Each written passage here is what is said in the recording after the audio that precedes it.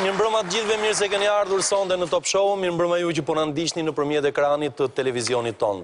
16 nëntori është Dita Nderkombetare e tolerancës, e shpallur e tillë nga Organizata e Kombeve të Bashkuara. Në këtë ditë shumë njerëz bëjnë apel për më shumë tolerancë dhe për më shumë mirëkuptim. Po a duhet një ditë e tillë edhe për Shqipërinë?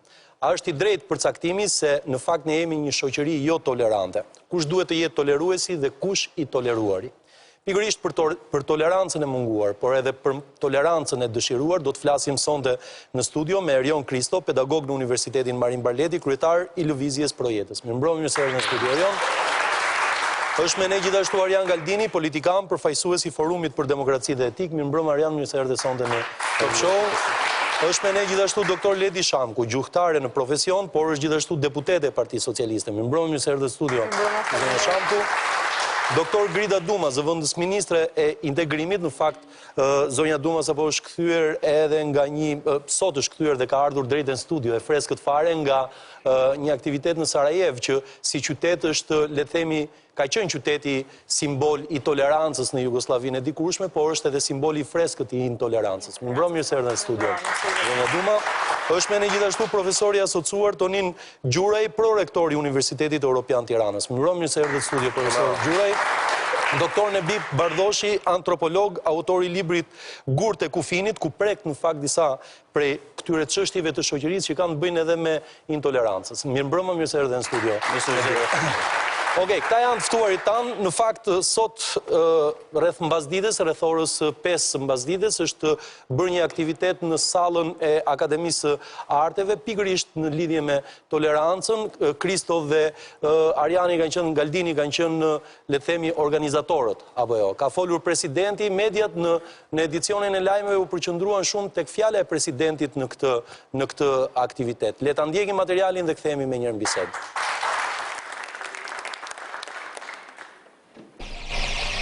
Mirëmbrëma miq të tolerancës. Me këto fjalë presidenti Bamir Topi ka përshëndetur pjesëmarrësit në një aktivitet kushtuar ditës ndërkombëtare të tolerancës. Pasi ka vlerësuar raportet pozitive që shqiptarët kanë me tolerancën ndër vite, kreu i shtetit ka shprehur shqetësimin për tolerancën e munguar e kthyer në konfliktualitet, jo vetëm në ambientet e politikës. Shpesh ndeshemi me raportime shqetësuese që lidhen me drejtat individuale dhe kolektive të njerëzit. Të tilla janë raste dhunës dhe krimit në familje, rastet e dhunës në shkolla, apo ndonjë rast edhe në zyrat e policisë, rastet e korrupsionit zyrtar mohues ndaj drejtave publike, çdo formë e mungesës së transparencës, rastet e konflikteve për pronësi mbi tokën apo të paragjykimeve krajinore dhe sociale. Mbi gjitha, ne nuk mund të mos konstatojmë sot një nivel të lartë të konfliktualitetit politik. Mungesë dialogu institucional dhe retorik denigruese që largon vendimarrjen nga shqetësimet reale qytetare. Shpeshherë kemi parë se si individ apo institucione politike, të cilët kanë përgjegjësi dhe detyrim zyrtar dhe publik të jenë përfaqësues, tolerant dhe transparent të veprojnë ndryshe, duke cënuar me sjellje dhe vendimet e tyre jo vetëm interesat individuale të qytetarëve, por edhe të vendit. 16 nëntori që prej vitit 1996, pas një rezolute të Asamblesë së Kombeve të Bashkuara, u vendos të jetë dita tolerancës ndërkombëtare, për të cilën Një grup organizatash nga shoqëria civile organizuan këtë aktivitet në Akademinë e Arteve. Ky ishte materiali përgatitur nga gazetarët e Departamentit të Informacionit në Top Channel. Salla ishte plot sot, apo jo? Madje mora vesh që shumë njerëz nuk ishin mundur të hynin brenda në sallën e Akademisë ku zhvilloi aktiviteti. Nga ana tjetër, presidenti Topi e nisi fjalimin e tij duke thënë mirëmbrëma miq të tolerancës. Ju vetë dalluat shumë miq të tolerancës aty brenda? Është çështje atmosfere. Varet në çfarë atmosfere, mund të jetë atmosfere ngrohtë, atmosfere ftohtë, ne përpoqim të krijonim një atmosferë të ngrohtë, ku njerëzit të ndiheshin si miq të tolerancës dhe në mënyra si ata reaguan, për një moment të gjithë u ndjen sikur ishin miq të tolerancës. U ndjen? Po, pa diskutim që u ndjen, nuk ishim se të mos ndiheshin. Po ju vetë të dy jeni miq të tolerancës? Ja, mendosa tolerant u treguam ne që duke falënderuar njerë që i takon, jo për çështje freskie, po për çështje realiteti televizionit tuaj edhe emisionit tuaj, për ftesën, për mundësinë e komunikimit të gjerë me publikun. Disa media të tjera nuk arritën dot të transmetonin se kush e kishte bërdasmën dhe kush ishte krushku parë. Domethënë ngatruan, po ne jemi tolerantë në gjitha rastet, ne besojmë që media ndoshta më vonë mund ta riparojnë atë gabim. Arian, jo, por kjo është e bukur se tolerancë, megjithëse do flasim pak më vonë për këtë që tolerancë ju thoni që okay, edhe gabimi tolerohet me tolerancën. Kur s'ke mundësi që ti biesh murit me kokë, ndoshta mund ta tolerosh. Okej. Në fakt, ajo që po më vjen në mend mua është kjo që gostia ishte pikerisht me atë përbërës që të gjithë e donin më shumti. Do thënë, pjesëmarrja në atë sallë tregon që të gjithë e donin këtë lloj elementi, tolerancën. Nuk është se ne bëm në një shpikje të madhe, ne thjesht gjetëm që të gjithë shqiptarët janë në nevojë, janë në thirrje, janë në grishtje të brendshme për tolerancë. E ndjejnë si nevojë kur dalin me makinë nga shtëpia dhe përplasen me shofer tjera apo kalimtar jo tolerant. E ndjejnë ku përplasen me institucione, e ndjejnë ku përplasen me njëri tjetrin. E ndjejnë çdo lloj përplasje që në fakt e kemi si pikturë të Pukvilit, të Lord Byronit, të gjithëve atyre që kanë shkruar për shqiptarët, karakterin ton të ashpër, ku kërleshemi me njëri tjetrin, preferojmë të kërleshemi më parë se të bisedojmë me njëri tjetrin. Po përdor këtë fjalë se nuk po thua që shqiptarët e ndjejnë si një lloj grishje dhe nevoje të brendshme tolerancën, po kur janë në rrugë me makinat, ata të tjerët me cilët përplasin, çfarë janë shqiptar apo jo shqiptar? Jo, ajo fajtikisht është, le themi, pija e gabuar që ata pinë gjatë ditës. Pija e gabuar që pinë nëpërmjet mediave, të cilat përmend me modelet që shohin në media, të cilat përmend Erioni, besoj, që shohin në politik, në parlament, në mbledhjet e qeverisë, në për institucione. Do të thënë, është gabimi i ofertës që i bëhet qytetarëve. Ne pam në atë sallë, do të thënë disa qindra njerëz që ishin brenda, patën mundësinë të hynin brenda, por edhe disa dhjetra të tjerë, të cilët ishin të dëshiruar për të qenë aty brenda. Dhe në fakt vullnetin atyre ata e shprehen kur vendosën që në fund të takimit të vinin të shtrëngonin duar gjithkujt që ishte brenda. Gjithkujt që kishte pas mundësi të kishte qenë brenda aty në atë sallë. Dhe në rast se neve do të fillojmë të përpiqemi që të sondojmë gradualisht, të gërmojmë, të mihim gradualisht tokën e shpirtit shqiptarëve, do të gjejmë që nevoja e tyre është për tolerancë. Sepse në fakt të gjithë ndjejnë që detyra jonë qytetare kush është? Për një jetë më të mirë, për mirë funksionimin e gjërave, që pastaj të shkojmë tek qeverisja e mirë, është që secili prej nesh të sfidojë vetveten për të ngritur atë këmbën e vet të urës komunikimit. Toleranca në fundit nuk është thjesht të durosh të ndryshmin, por ta përballësh parimisht të ndryshmin. Dhe ti të ngresh këmbën tënde të urës komunikimit duke bashkë komunikuar me tjetrin dhe duke pritur që dhe tjetrin ndërtoj këmbën e vet të urës dhe së bashku neve ndërtojmë bashkëpunim, bashkëveprim dhe pastaj ndërtojmë një Shqipëri më të mirë. Ky ishte mesazhi i thjeshtë i këtij takimi dhe duke qenë se Kombet e Bashkuara kanë marrë, le të themi, vendimarrjen për ta quajtur këtë Dita Nderkombetare e tolerancës, domethënë duke e ditur forcën e tolerancës si element shtytës në shoqëri, por dhe vlerën e tolerancës si element i cili e ushqen një shoqëri më të mirë, ne menduam që edhe Shqipëria e meriton tashmë ta përthelloj, ta përforcoj këtë mesazh që është kaq i domosdoshëm sot, sidomos kur shohim në media deputet, politikan, drejtues politik që shajnë dhe i ndërkryen njëri tjetrit në mënyrën më përpara ato, kanë qenë më përpara, tani kanë ndryshuar.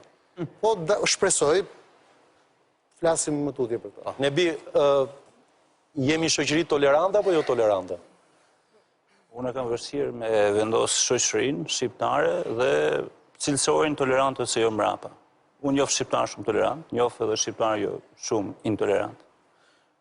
Unë do të ashtoja pyetjen kështu, do të thoja për çfarë jemi tolerant dhe për çfarë nuk jemi tolerant, nëse do më lejohet të bëj një përgjithësim. Mua do të kaloj në nota pak pesimiste, por do të ashtoja pyetjen për çfarë jemi shumë tolerant ose indiferent, ajo mua më shqetëson më shumë, kur ne të projmë me tolerancën tonë, kur vjen fjala për lirit kryesore që ne s'duhet jemi tolerant. Që dikush tjetër ti keq përdorin. Prej këtu në të shkoja pastaj të shikoja pozitivisht. Unë nuk pres që Ariani apo Arioni të flasin me nota pesimiste sot, sepse kanë organizuar takim edhe takim shumë duket edhe që kanë mbetur të kënaqur nga. Jo, takon janë akoma Faktikisht nga shtrëngimi i duarve dhe nga shprehja e vullnetit të gjithë secilit që ishte në atë sallë. Janë akoma me cilësinë e mikpritësit edhe ju takon kjo dhe unë e konstatoj si dëshirë shqiptarëve që të përshfaqen si tolerant. Dhe kam dëshirë të besoj që shqiptarët, nëse do më lejohet ky përcaktim. Pse mos ta quajmë kështu që ne u vetë gostitëm me një gjë që ne kishim nevojë dhe kjo është problemi i gjithë kësaj çfarë ne duhet ta diskutojmë pak me një sy kritik drejt vetes. Për çfarë jemi tolerant dhe për çfarë jemi? Jemi tolerant, për çfarë qëndrojmë dhe për çfarë nuk duhet jemi tolerant. Ju përmendet rastin e Sarajevës, që zonja du më ka qenë atje dhe ka ardhë. Mu kujtoj një tregim të Ivo Andrić për Sarajevën, për hipokrizinë e tolerancës në Sarajevë. Mu nuk më pëlqen toleranca si hipokrizi dhe nuk besoj që as Ariani, as Arioni nuk janë shumë sinqerë në të dhe unë i kam miq prej vitesh edhe besoj që janë krejt sinqerisht në këtë nismë. Edhe besoj që në atë sallë ka shumë njerëz sinqert dhe ka pasur shumë njerëz sinqert.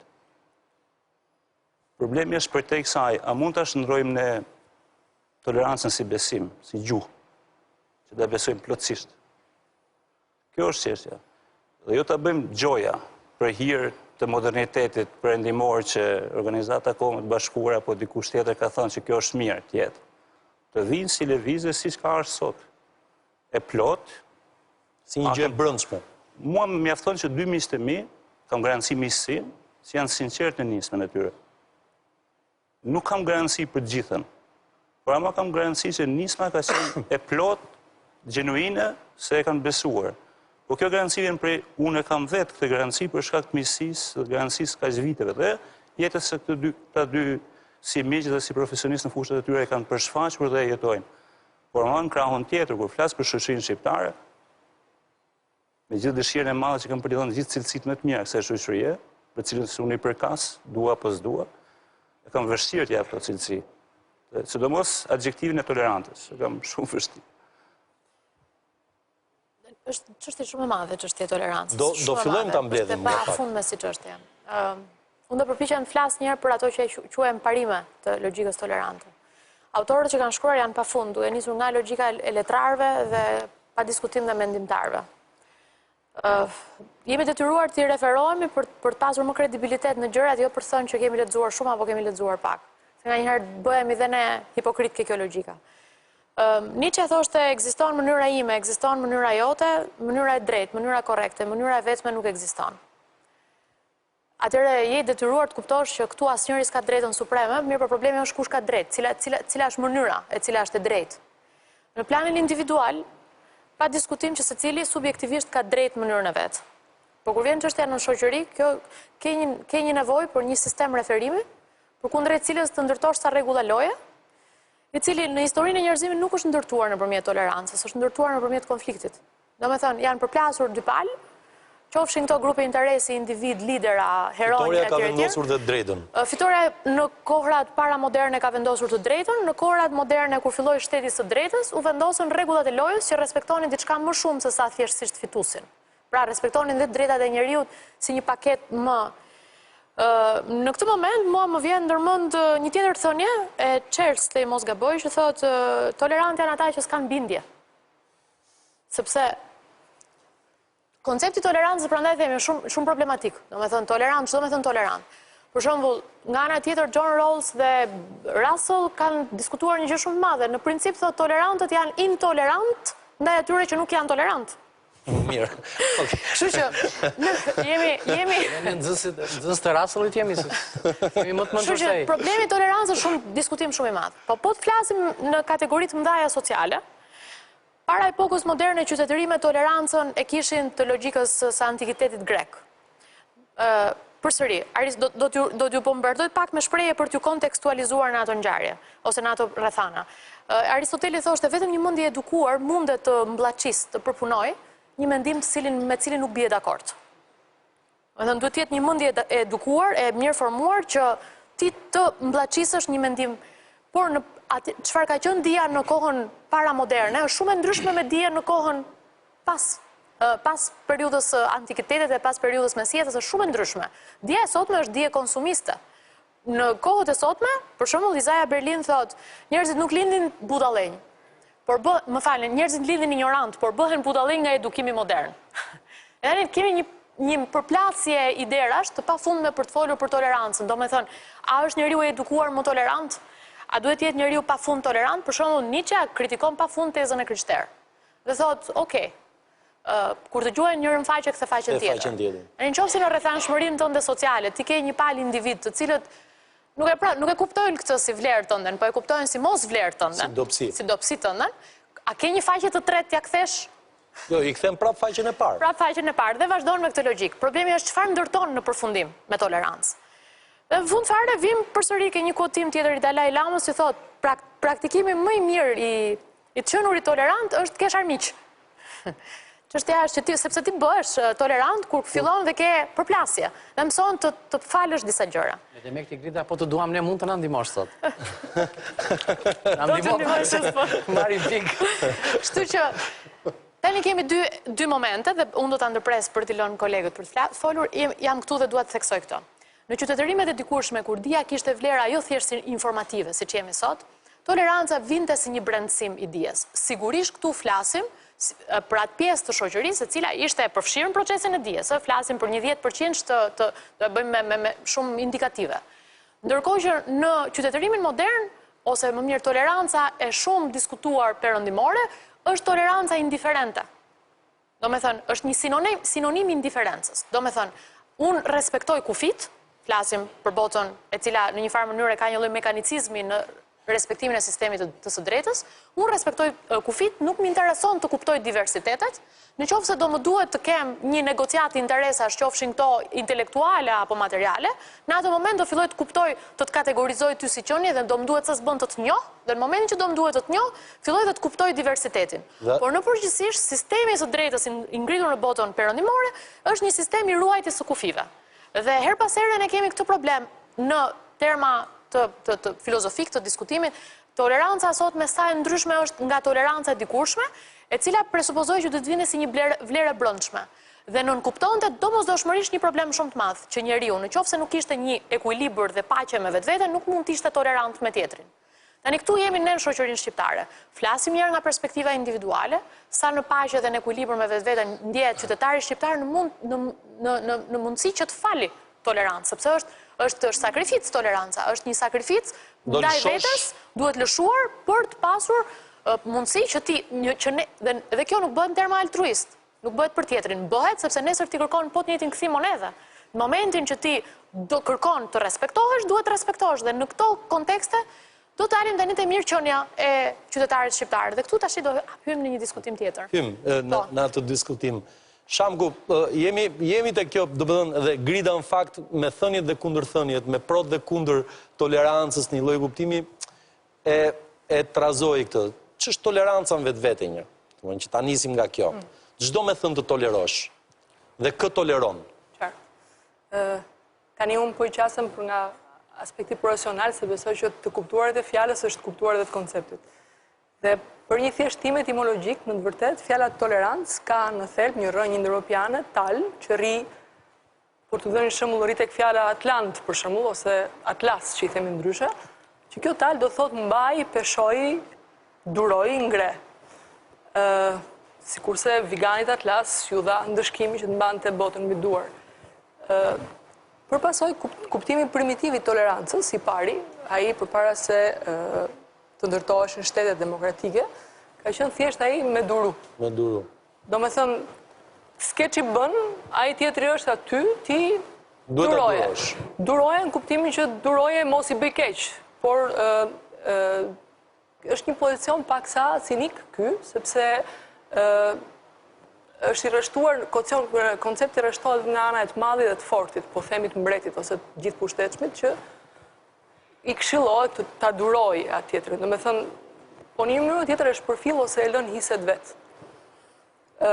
Nuk është kjo shoqëria ku ne jetojmë, nuk është sepse jemi gjithmonë më tepër në situata urbane, kështu që në situata bashkëveprimi, kështu që iluminizmi solli një tjetër koncept të tolerancës. Do me thënë, mua më kujtohet traktati mbi tolerancën i Voltairit, që është një nga gjërat më brillante që unë kam lexuar, sa i takon tolerancës. Dhe traktati mbi tolerancën ose toleranca e re që solli mendimi iluminist është jo thjesht të duruar të tjetrit, po të pranuarit edhe ideve të tjetrit si pjesë ose si farktuese të botës tënde. Do të thënë, bota jote përbëhet nga idetë dhe mënyrat e tuaja dhe gjithashtu nga idetë dhe mënyrat e tjetrit. Ose më saktë se drejta e ekzistencës të tjetrit. Jo vetëm ekzistencës, drejta e bashkëveprimit të tjetrit me ty. Dhe do me thënë, jo thjesht ta tolerosh ti në punë tate, ai në punë vet. Ta tolerosh duke bashkëvepruar me tjetrin.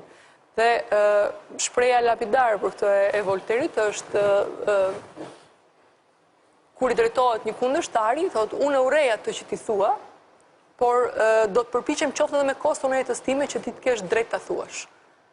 Këtu hem në një fazë tretë tolerancës në vërtet, që është faza e bashkëveprimit dhe unë mendoj që për t'ju përgjigj edhe zotris në një farë, ose për ta vazhduar aty ku e la, kjo toleranca,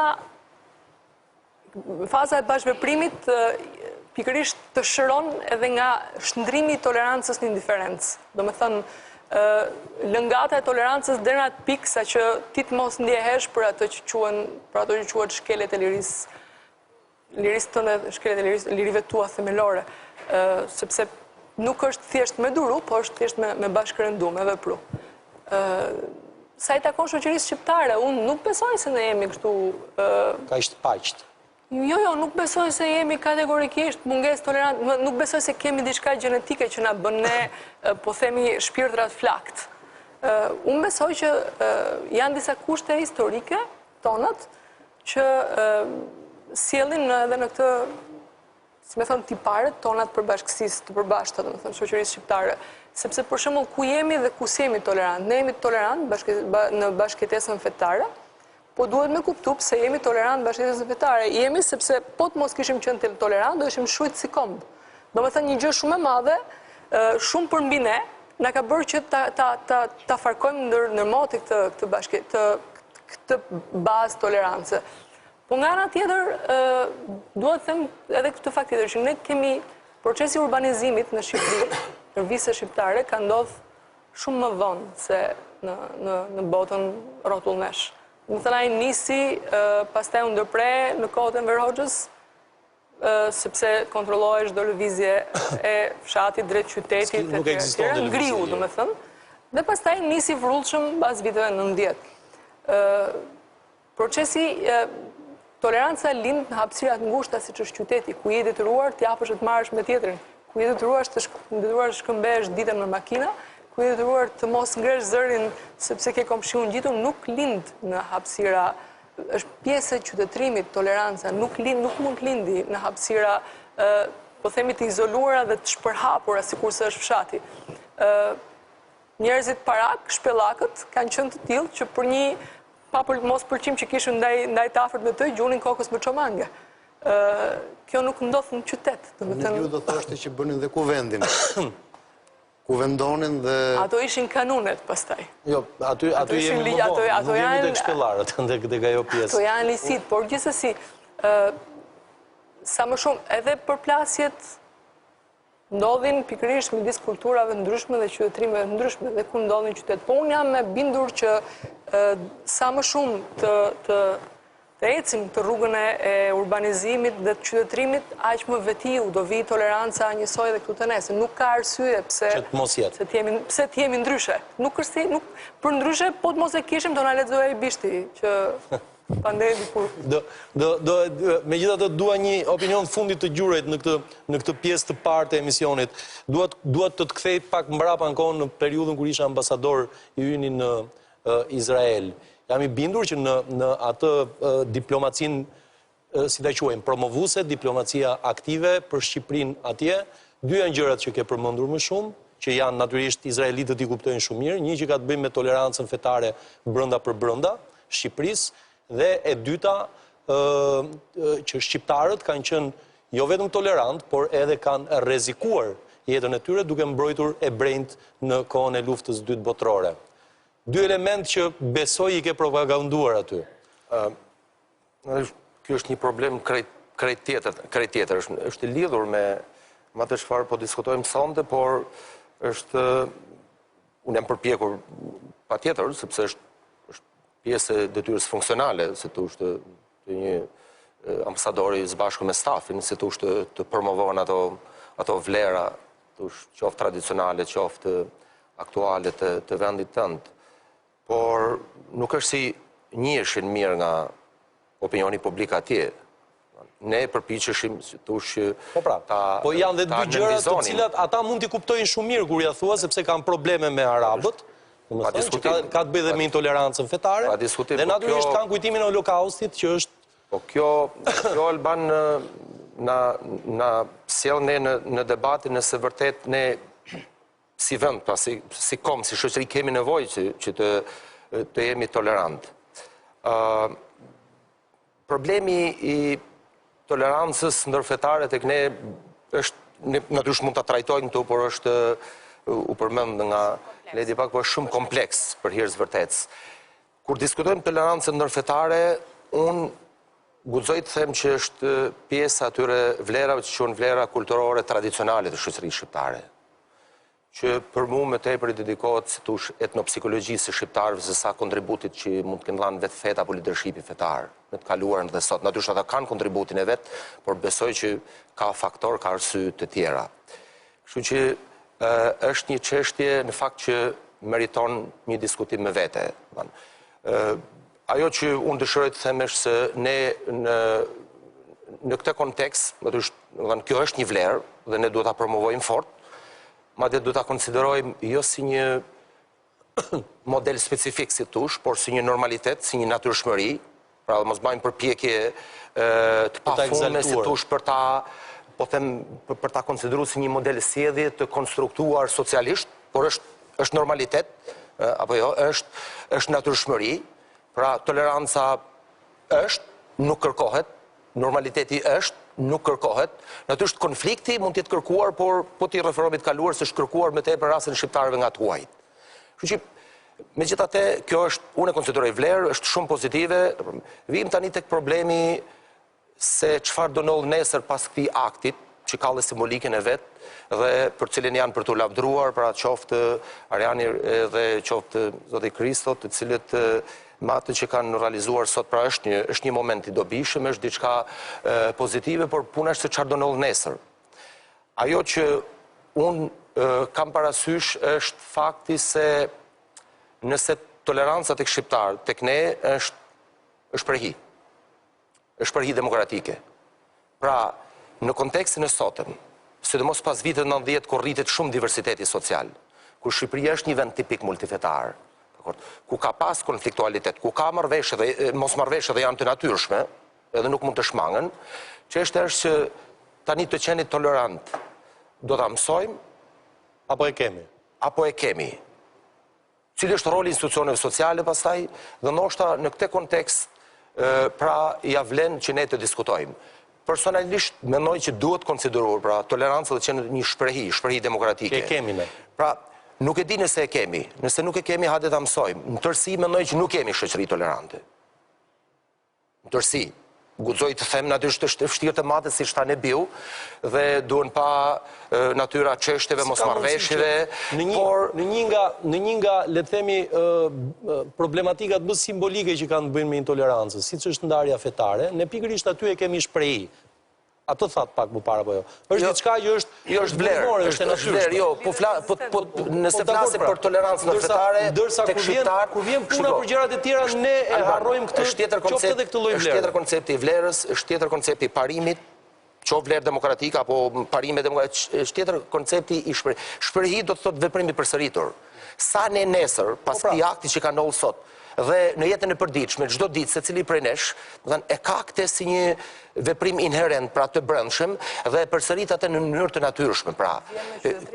Natyrisht vjen me qytetrimin, por vjen edhe me përpjekjet që duhet bëjmë ne sot dhe gjitha institucionet sociale së bashku. Ky është problemi. Dhe ndoshta në gjatë bisedës ne do themi dhe secili mund të jetë roli dhe kontributi i këtyre institucioneve si thosh për ta kthy pra tolerancën dhe për ta konsideruar atë pra shprehi demokratike. Një veprim i përsëritur, që është krejt i natyrshëm për cilin do shqiptar. Më thanë, në jetën private apo në jetën publike dhe politike. Në politikë ose jo. Okej, shumë... Jo, ne jemi një telefonat larg tolerancës, këtë doja të thoja për ta kthyer në shprehi. Gjithmonë neve i biem numrit gabuar dhe përgjigja që na vjen, domethënë, qoftë nga individët, qoftë nga institucionet, nga grupet e interesës kjo, domethënë, i keni rënë numrit gabuar. Sepse faktikisht i gjithë modelimi që bëhet në jetën publike, nga ata njerëz që kanë ndikim publik të drejt për drejt, është i gabuar. Ata na japin referencën e gabuar kur neve i biem numrit, i biem atyre tasteve, dhe kështu që dhe reagimi qytetar është i tillë.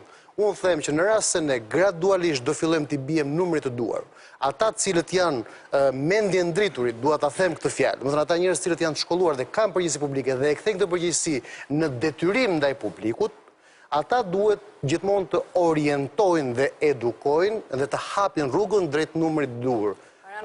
Kam përshtypjen që dy vende ka ku mund të edukohet toleranca.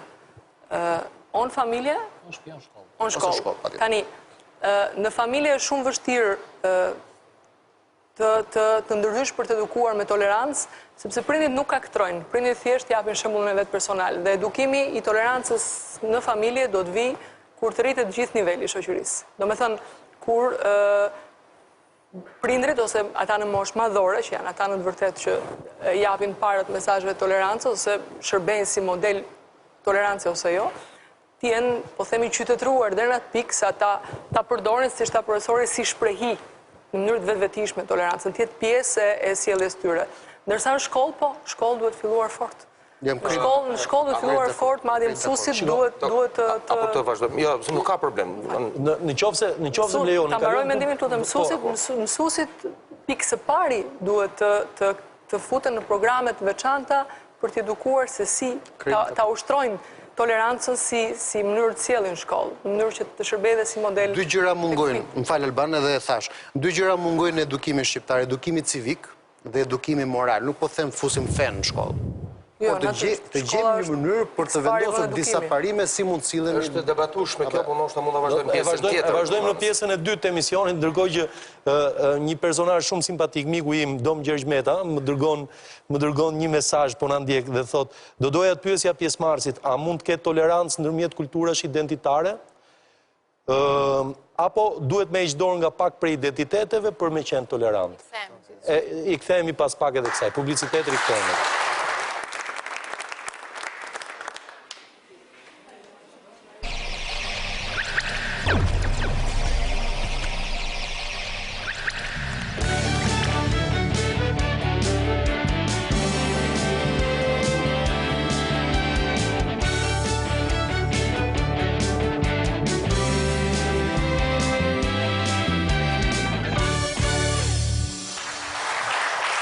Kemi ardhur në pjesën e dytë të emisionit duke folur për tolerancën, u munduam ta mbajmë në pjesën e parë tek përkufizimi dhe tek ta kuptojmë mirë se çfarë është kjo që duhet bëjmë me tolerancën. Në fakt, edhe po të vazhdojmë bisedën tek kjo pjesë, nuk i dalim asnjëherë në fund. Por unë po pyes edhe zoti Gjura e kapi në pjesën e parë, e hodhi si pyetje, unë po e ringrë pyetjen në një formë tjetër. duke u referuar dhe njërë të presidenti, aty kanë folë dhe ambasadorët, apo jo, ambasadorët që... Përfaqësuesit e ambasadave që ishin në aktivitet. Kam idenë që kur flitet për tolerancën, edhe publikut që është këtu, edhe atyre që janë në shtëpi, i shkon mendja gjithmonë ku tek politika. Dhe e dëgjoj merr pas here këtë, duhet uleni palët në bisedë, palët duhet jenë më tolerante ndaj njëra tjetrës, domethënë llafe edukative, më lejoni që po t'i quaj kështu, llafe edukative të thëna, të stërthëna, të përsëritura e të stërpërsëritura. Ju çfarë prisni nesër që meqense ju keni bërë këtë aktivitetin, palët të puthen siç thoshte dikur një këngë? Gili se kishte ta filloj unë edhe pastaj me një. Kanë filluar puthën në fakt.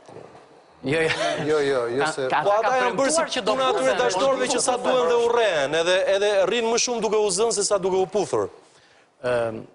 Ideja është kështu, që toleranca nuk shkon vetëm si vlerë. Toleranca shkon bashkë me vlera tjera.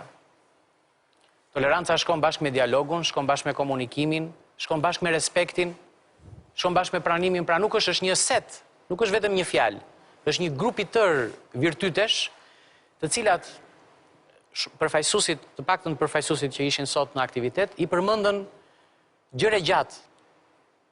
Pra ne nuk është se bëm një shpikje në kuptimin më të mirëfill të fjalës, por se ishte një teren vetë i mbarsur. Pra është, këto janë nevojat e përhershme të shqiptarëve. Gili nuk e kishte keq kur tha që 97-ën që le të puthen. Pak më shpejt? Jo. Apo pak më vonë? 96, 97, ajo ishte 96 apo që ne shijam 97-ën. Nuk e kishte keq. Nuk mori kuptim në 97-ën. Po pra se, jo, u deshta, jo që të nuk merrte e kishte gabim, sepse po t'ishim puthur 96-ën, do kishim shpëtuar 97-a. Tani, ja ku jemi në një shembull ç'duhet bëjmë me tolerancën. Në atë çfarë ndodhi në 96-ën. Kush duhet ishte tolerant dhe si duhet ishin tolerant? Ja ku jemi. Kush të puthej aty kur njëri pretendonte që ka vjedhur dhe tjetri pretendonte që jo vetëm ka fituar, po ka fituar në mënyrën më spektakolare. Ja ku jemi në një moment që ta gjejmë tolerancën këtu. Shqetësimi i miqve të tolerancës, po përdor një term presidenti i Republikës, nuk është nëse puthen apo nuk puthen palët që janë në konflikt. Po prap. Apo jo? Absolutisht. Sepse kemi edhe atë parimin që kur bëjnë dashuri elefantët, shkatrojnë pyllin, apo jo? Kështu që këtë shqetësim zakonisht e kanë partitë e vogla. Jo, këtë shqetësim e ka çdo qytetar i cili është i dëmtuar nga dashuria e elefantëve që shkatrojnë pyllin. Por dhe unë këtu flas si qytetar, nuk flas as si parti e vogël, as si Jo, nuk ishte. Partitë e vogla kanë shqetësim se nuk janë elefant, jo që shkatrohet pylli. Por kemi edhe parimin e miut që bën dashuri me xhirafën, apo edhe lodhe dhe shëndoshe. Dhe nuk dua të hyj këtyre historive se janë të gjata, por histori me pyll. Histori me pyll. Ti shkëputem me pyllin dhe të mbrim tek qyteti ynë. Qyteti ynë ka një problem më të madh. Problemi është që këta puthen brenda një nate dhe pastaj zihen gjatë gjithë 4 vjeçarit. U puthen në 21 prill dhe ja çfarë prodhuan. Tani do më thënë u zun aq keq në 21 janar sa që humbëm 4 jetë njerëzish. Në këtë emision kemi qenë dhe kemi folur që këta njerëz, këta 2 zotrinj ose këto 2 parti, këto forca politike, do grinden, po janë 4 jetë njerëzish në mes. Me ç'kosto do i shohim ne këta tulen tryez? Me ç'kosto? Megjithatë u gëzuan prapë kur morën vesh që është arritur një marrëveshje. Por vini re çfarë ka ndodhur? Çfarë kemi thënë në këtë emision? Unë nuk gëzova, vetëm e mirëpritëm. Kemi thënë që ka rrugë të gjatë dhe rrugë të shkurtër. Kemi 4 njerëz të vrarë dhe askush s'mban përgjegjësi. Kemi humbjen e statusit vendet kandidat. Dhe ja ku jemi sot këtu, i gëzojmë faktit që ndoshta këta do riputhen prapë si në 21 prill dhe do kalojnë ca ligje me 3-5 me shpejtësinë e po di unë çfarë, skëterrës. Është ka dalë një grim si më shpejt se drita. Dhe ja ku jemi dhe themi a u puthen apo s'u puthen. Po tani ç'duhet bëjmë? Kjo nuk është tolerancë. Kjo nuk është tolerancë, ky është pazar. Dhe vini re një gjë tjetër që toleranca nga nënshtrimi ka pak largësi. Është një vijë shumë e hollë që i ndan me njëra tjetrën. Dhe unë dua ta përshëndes domgjergjin për pyetjen që ai bëri, sepse faktikisht edhe dua të falenderoj dhe Gridën, sepse me ndryrën që ajo bëri, vuri në duke faktin që duhet identitet për të qenë tolerant. Dhe unë njoh rastisht tash që tolerant është ai i cili ngre këmbën e vet të urës. Kur unë jam tolerant, nuk jam i detyruar me durue. Apo ja, unë du me të përballë. Edhe debati i gjuhës ka qenë shumë tolerant nga ana e tij. Ariane po më pëlqen ka po. Unë kam shumë në fushën e gjuhësisë. Unë kam dëshirë. Mesazhet do fillojnë të vinë tani që Për 10 minuta kalojmë, për 5 minuta kalojmë në ditën tjetër dhe s'kemi më detyrime me tolerancën. Kemi ditë e re dhe... Pastaj fillojmë përveshë mëngët. Sepse edhe ne këtu po bëjmë një debat kaq toleranca, po çuditet edhe unë. Nga se ka identitet, ka dhe përballje. Dhe dëshira për të përballur është dëshirë për të ndërtuar urën e komunikimit dhe të bashkëveprimit. Ajo çka ka nevojë kjo shoqëri ka nevojë për bashkëveprim parimor dhe jo për puthje të pista dhe të ndyta që fajtikisht na shkatrojnë pyllin. Kjo është ajo që e nesërmja duhet jetë e nesërmja e qytetarëve, jo atyre që puthen. Mos bëjmë si ata pensionistët dalin ke liçeni dhe shpojnë gazetën dhe shohin ata që puthen. Dalim në tutje. Domethënë, problemi është që ndoshta ata se pak më parë the që i kemi rënë numrin e telefonit gabuar, kur ishte dhe i referohej politikës, shembullit gabuar të sherrit politik i cili pastaj na shpërndahet edhe në shoqërinë shqiptare, por në fakt, kjo histori duket pak si veza pulën apo pula vezën. Domethënë, kjo politikë sillet kështu sepse ky është realiteti dhe kjo është shoqëria. Jo, kjo është puthja luftën apo lufta puthjen. Kemi një politikë komplet alienuar nga shoqëria, e cila vepron në një formë caktuar dhe pa pritur e pakujtuar, këta që janë poshtë e ndjekin këtë modelin e... Unë refuzoj këtë lloj logjike. Mund ta marr argumentin. Ne bëj vetëm një sekond. Puthja luftën apo lufta puthjen. Unë refuzoj këtë lloj logjike. Unë kam dëshirë që të gjitha palët të përballen ditë për ditë, orë për orë, minutë për minutë, sekond për sekond me njëra tjetrën. Të përballen të ndryshme, të gjejnë parime dhe të gjejnë atë pikën e diamantit që çan në mes. Atëre, Desha për ta lidhur pak argumenten me pyetjen që keni lidhur me nismen edhe me pyetjen në respekt të domgjegjit. Me që nuk është këtu dhe ai ka pas kohë dhe energji në ndjek në këtë orë vonë. Po, duhet identitet i fort për çështjen, por ne duhet kuptojmë që jemi me shumë identitete. Dhe shumësia e identiteteve nuk është problematik në vetvete. Ne jetojmë shumësi identitetesh. Spari. Dhe lidhur me dhe kjo shumësi identitetesh pastaj ka hierarki mes tyre. Dhe këtu vjen pastaj dekodimi pse jemi tolerant për fen, nuk jemi tolerant për politike, fjala vjen. Sepse kemi këto identitete që përplasën, matrica në nxjerr diku që ne këtu i kemi dhënë prioritet diçka tjetër përkundër diçka tjetër etj. Për të ardhur tek nisma dhe pse unë jam bashk edhe në nisëm edhe në ide është se hap mundësinë për spari nuk është problematike më të flasësh për tolerancën si një gjuhë, për cilën duhet edhe vlen të qëndrosh, dhe e dyta unë nuk mendoj se moderniteti në vetvete është tolerant. Dhe nuk mendoj që urbania është tolerante në vetvete. Ajo i ka premisat e tolerante, po dhe masakrat shumë të mëdha njerëzore kanë ndodhur në hapësirën urbane. Njerëzit nuk kanë atë ndërtim tradicional në hapësirën urbane, që të jenë tolerant ndaj tjetrit, tjetrit ka shumë tjerë social, në qoftë se nuk flitet për këtë tjetrin, dhe me shku tek pranimi i tjetrit. Domethënë, urbania vetvete nuk është një hapësirë shenjtë. Domethënë, hapësira urbane vetvete nuk është një hapësirë cila arkitektura urbanistika të jep civilizimin, të vendos kushtet, predispozitat, që ti ta pranosh tjetrin në hapësirë shumë ngushtë dhe nuk ke nga jamban. Nëse hapësira fizike e fshatit tradicional të jep një mundësi që të përjashtosh tjetrin fizikisht në distancë, hapësira urbane nuk të jep të mundësi. Atëherë ti duhet mendosh gjatë si ta shndrosh në polis. Po jo që kjo vetëvetërisht Tirana jone e madhe është urbane. Biles, nëse ne kemi diçka që edhe mua i bashkohem profesor Gjurajt në idenë që në asë nga ana tradicionale ne si shoqëri kishim për shumë kohë kishim ndërtuar një mekanizëm, ndoshta nëpërmjet farefisnisë, shumë arsye, për argumentet të tolerancës fetare, ne nuk mund ta marrim si të mirëqen tolerancën edhe fetare në hapësirën urbane. Unë nuk jam dakord ta marrim më si të mirëqen. Unë jam i mendimit që për gjitha tolerancët duhet flasim gjatë dhe jo të bëjmë sikur është ashtu. Sepse nëse ne nuk flasim dhe nuk e promovojmë tolerancën si vlerë, jo për ta promovuar vetëm një ditë caktuar, cila ka rëndësi, data 16, që po kalojmë data 17, por nëse ne nuk e shndrojmë në shprehi, në sjellje, në vlerë, si diçka që është pjesë e jona, dhe jo si një vlerë që duhet t'ia shesim dikujt tjetër për t'u përshfaqur si të modernizuar, ne nuk do shkojmë gjikundi shumë larg pa përplasje të mëdha.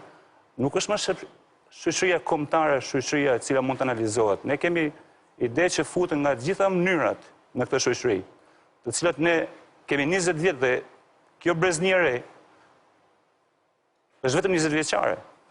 Akoma nuk jenë bërë lidera këta institucionet përkatëse që do vi një moment kur ne do i gjemë këtë studio dhe të na thotë, unë nuk jam dakord me ty ma, sepse nuk kemi nevojë më për këtë tolerancë, nuk kam nevojë më për tjetrin. Duhet shumë idhëtar të tolerancës dhe tjetrit, me e pranu. Fanatik të tolerancës. Po, me e pranu tjetrin, por për çfarë me e pranu, shtrohet pyetja gjithmonë. Kjo pyetje nuk do na largohet asnjëherë prej mendjes tonë. Deri ku do ta pranoj tjetrin unë? Dhe për çfarë qëndroj në këtë shoqëri? False. Na duan shpesh disa indikatorë që mos jemi kaq generalist, sepse jemi pastaj kemi të zbresim në çik logjika praktike. Ecet në përres, po zbresim dot. Pyetja është ku duhet jemi? Ku duhet jemi tolerant, ku duhet jemi tolerant? Ja them unë një gridës një të shkurtër. Unë jam tolerant, do flas shumë shkurt sot. Prit pra.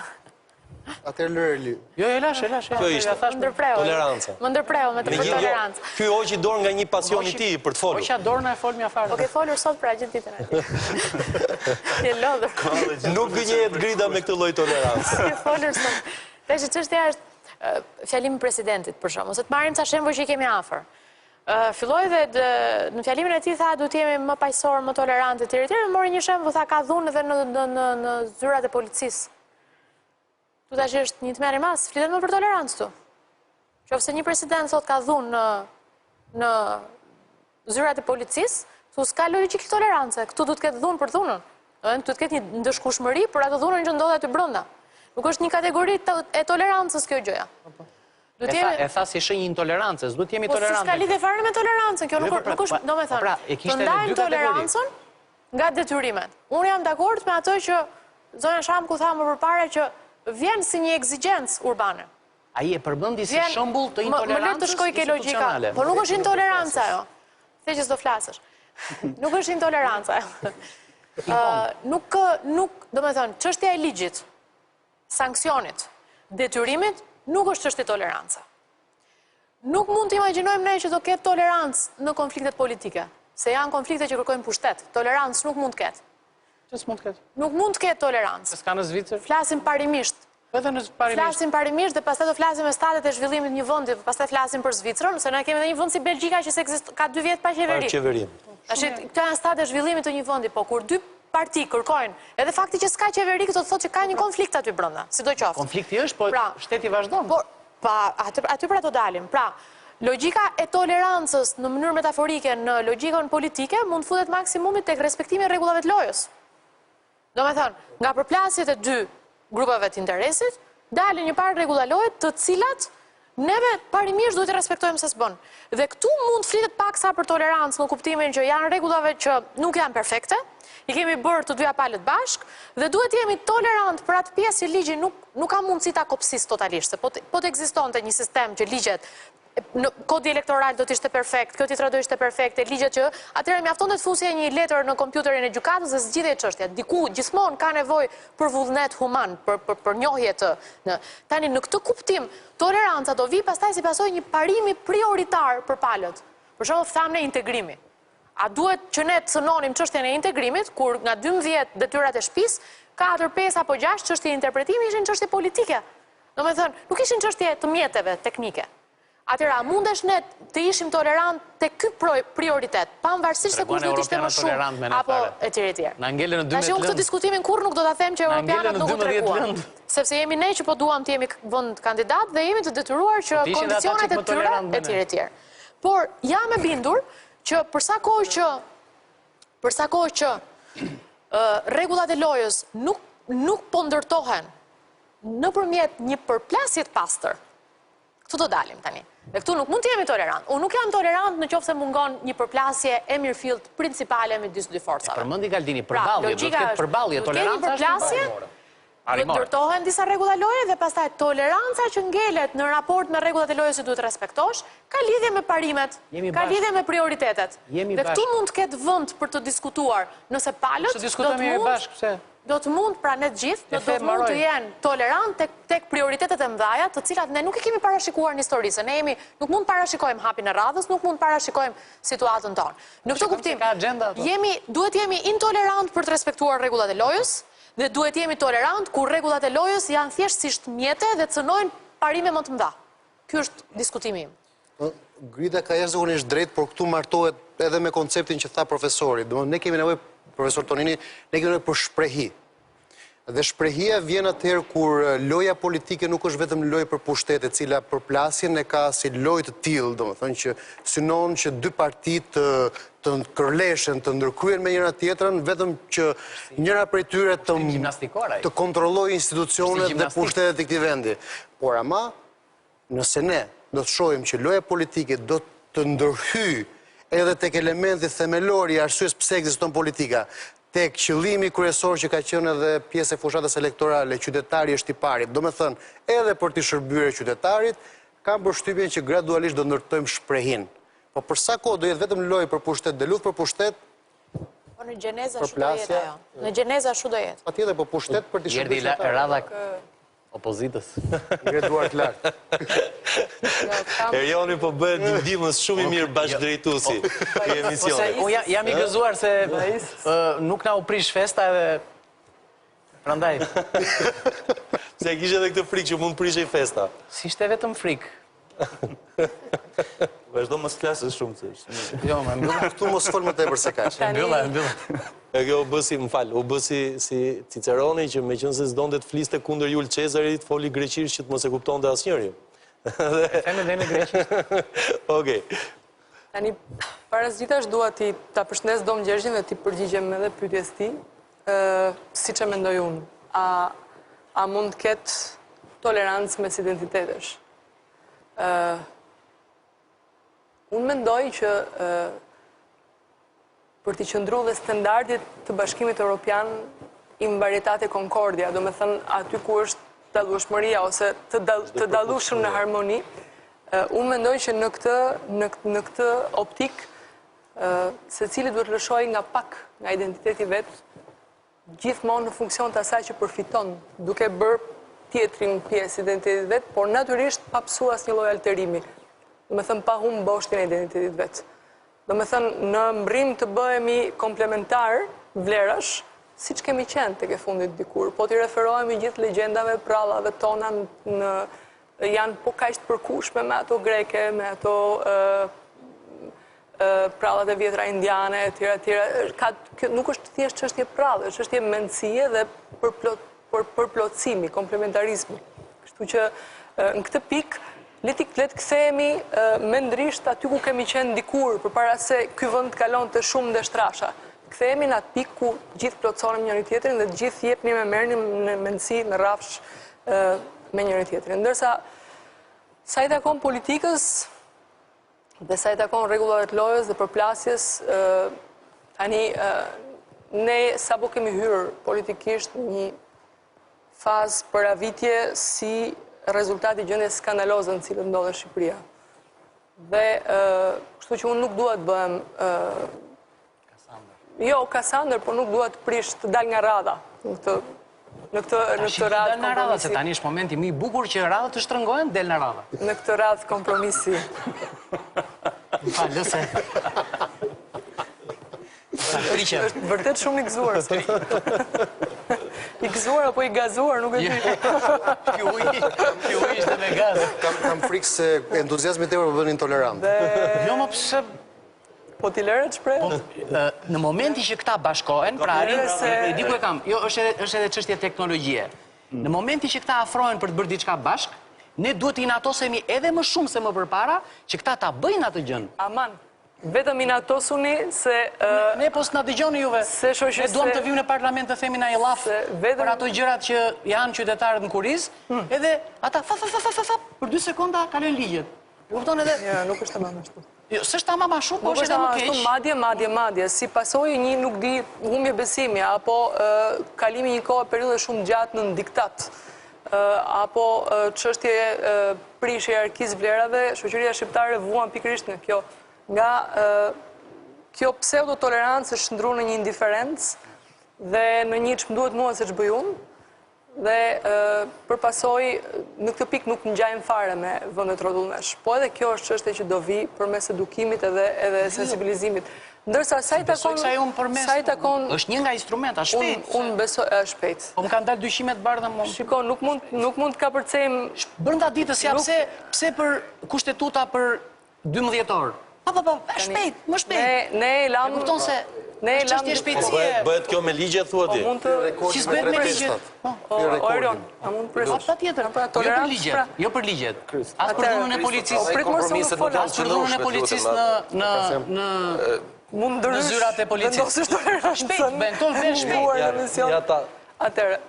ulim pak shpejtësinë ta dëgjojmë. Pra, thash që nuk duhet të bëhem të dal nga radha, por ka shumë intolerancë në politikë dhe unë punën e intolerancës në politikë kam vuajtur në kurriz sepse jam detyruar të marr pjesë në një ose të hy në një grevurie 2 javore edhe me pasoja fizike pikërisht se u prishën rregullat e lojës. Sepse rregullat e lojës dakord që mund vendosen përplasje, por kur njëri thot merr topin në sjetull dhe thot topi është i imi dhe penalltin do e gjuj unë, pastaj kësaj nuk kemi që themi më rregull loje. Dhe i flamurin Gardelinës dhe thatë që flamuri është të ynë edhe... Tani unë nuk e kam parasysh çfarë kuptoni ju me Gardelinën edhe... Arbitrin ansor. Edhe me flamurin, jo, në rastin konkret, po ditë them që rregullat e lojës janë shkruar në zezë bardhë, pastaj interpretimi është çështje vullneti. Pa dashur të diskutoj dhe për t'i shtuar në një diçka tjetër, pa hyrë në ata këta... Më falë, në që se thash ju më falë. Jo, ka një problem të madh që gjithmonë tolerant është ai që është në pushtet. Se ai që nuk është në pushtet, nuk ka... Edhe po s'qe tolerant, nuk i zgjidh në i punë, se do vim sërish këtë topi është imi me altin dhe gjyë. Edhe një përkufizim që toleranca është gjithmonë nga pozitat e forcës. Ai që ka ndorë të ushtroj forcën ose të hapi rrugë është tolerantë. Ai që më i vogli mund t'jetë tolerant, po dhe po s'deshet po s'jetë tolerant, me ma e thot ti vazhdo se unë kam punën time. Edhe kështu ka ndodhur në të vërtet. Megjithatë, meqense përmendet 21 janarin, megjithatë ja u kemi një provë tolerancës që edhe me 4 vrarë në shesh, edhe me një batërdi elektorale, ja ku jemi këtu, kemi dhe mesazhin më të qartë tolerancës, që Erione i quan tatatatak. Unë nuk është dakord me Erionin, unë nuk është dakord me Erionin... Ta mbaroj. Jo, vetëm një sekundë, një patur. Po ta mbaroj se është mbasmeri. Nuk është dakord me Erionin se mendova që kur thatë nuk do dalë nga radhët e kisha fjallën, mendova se po thoni nuk do dalë nga radhët tona. Jo. Nuk do dalë nga radhët. Jo, nuk është e radhë e partijës, radha e situatës. Nuk duhet prish, duhet bëjmë se thonë italianët guasta feste.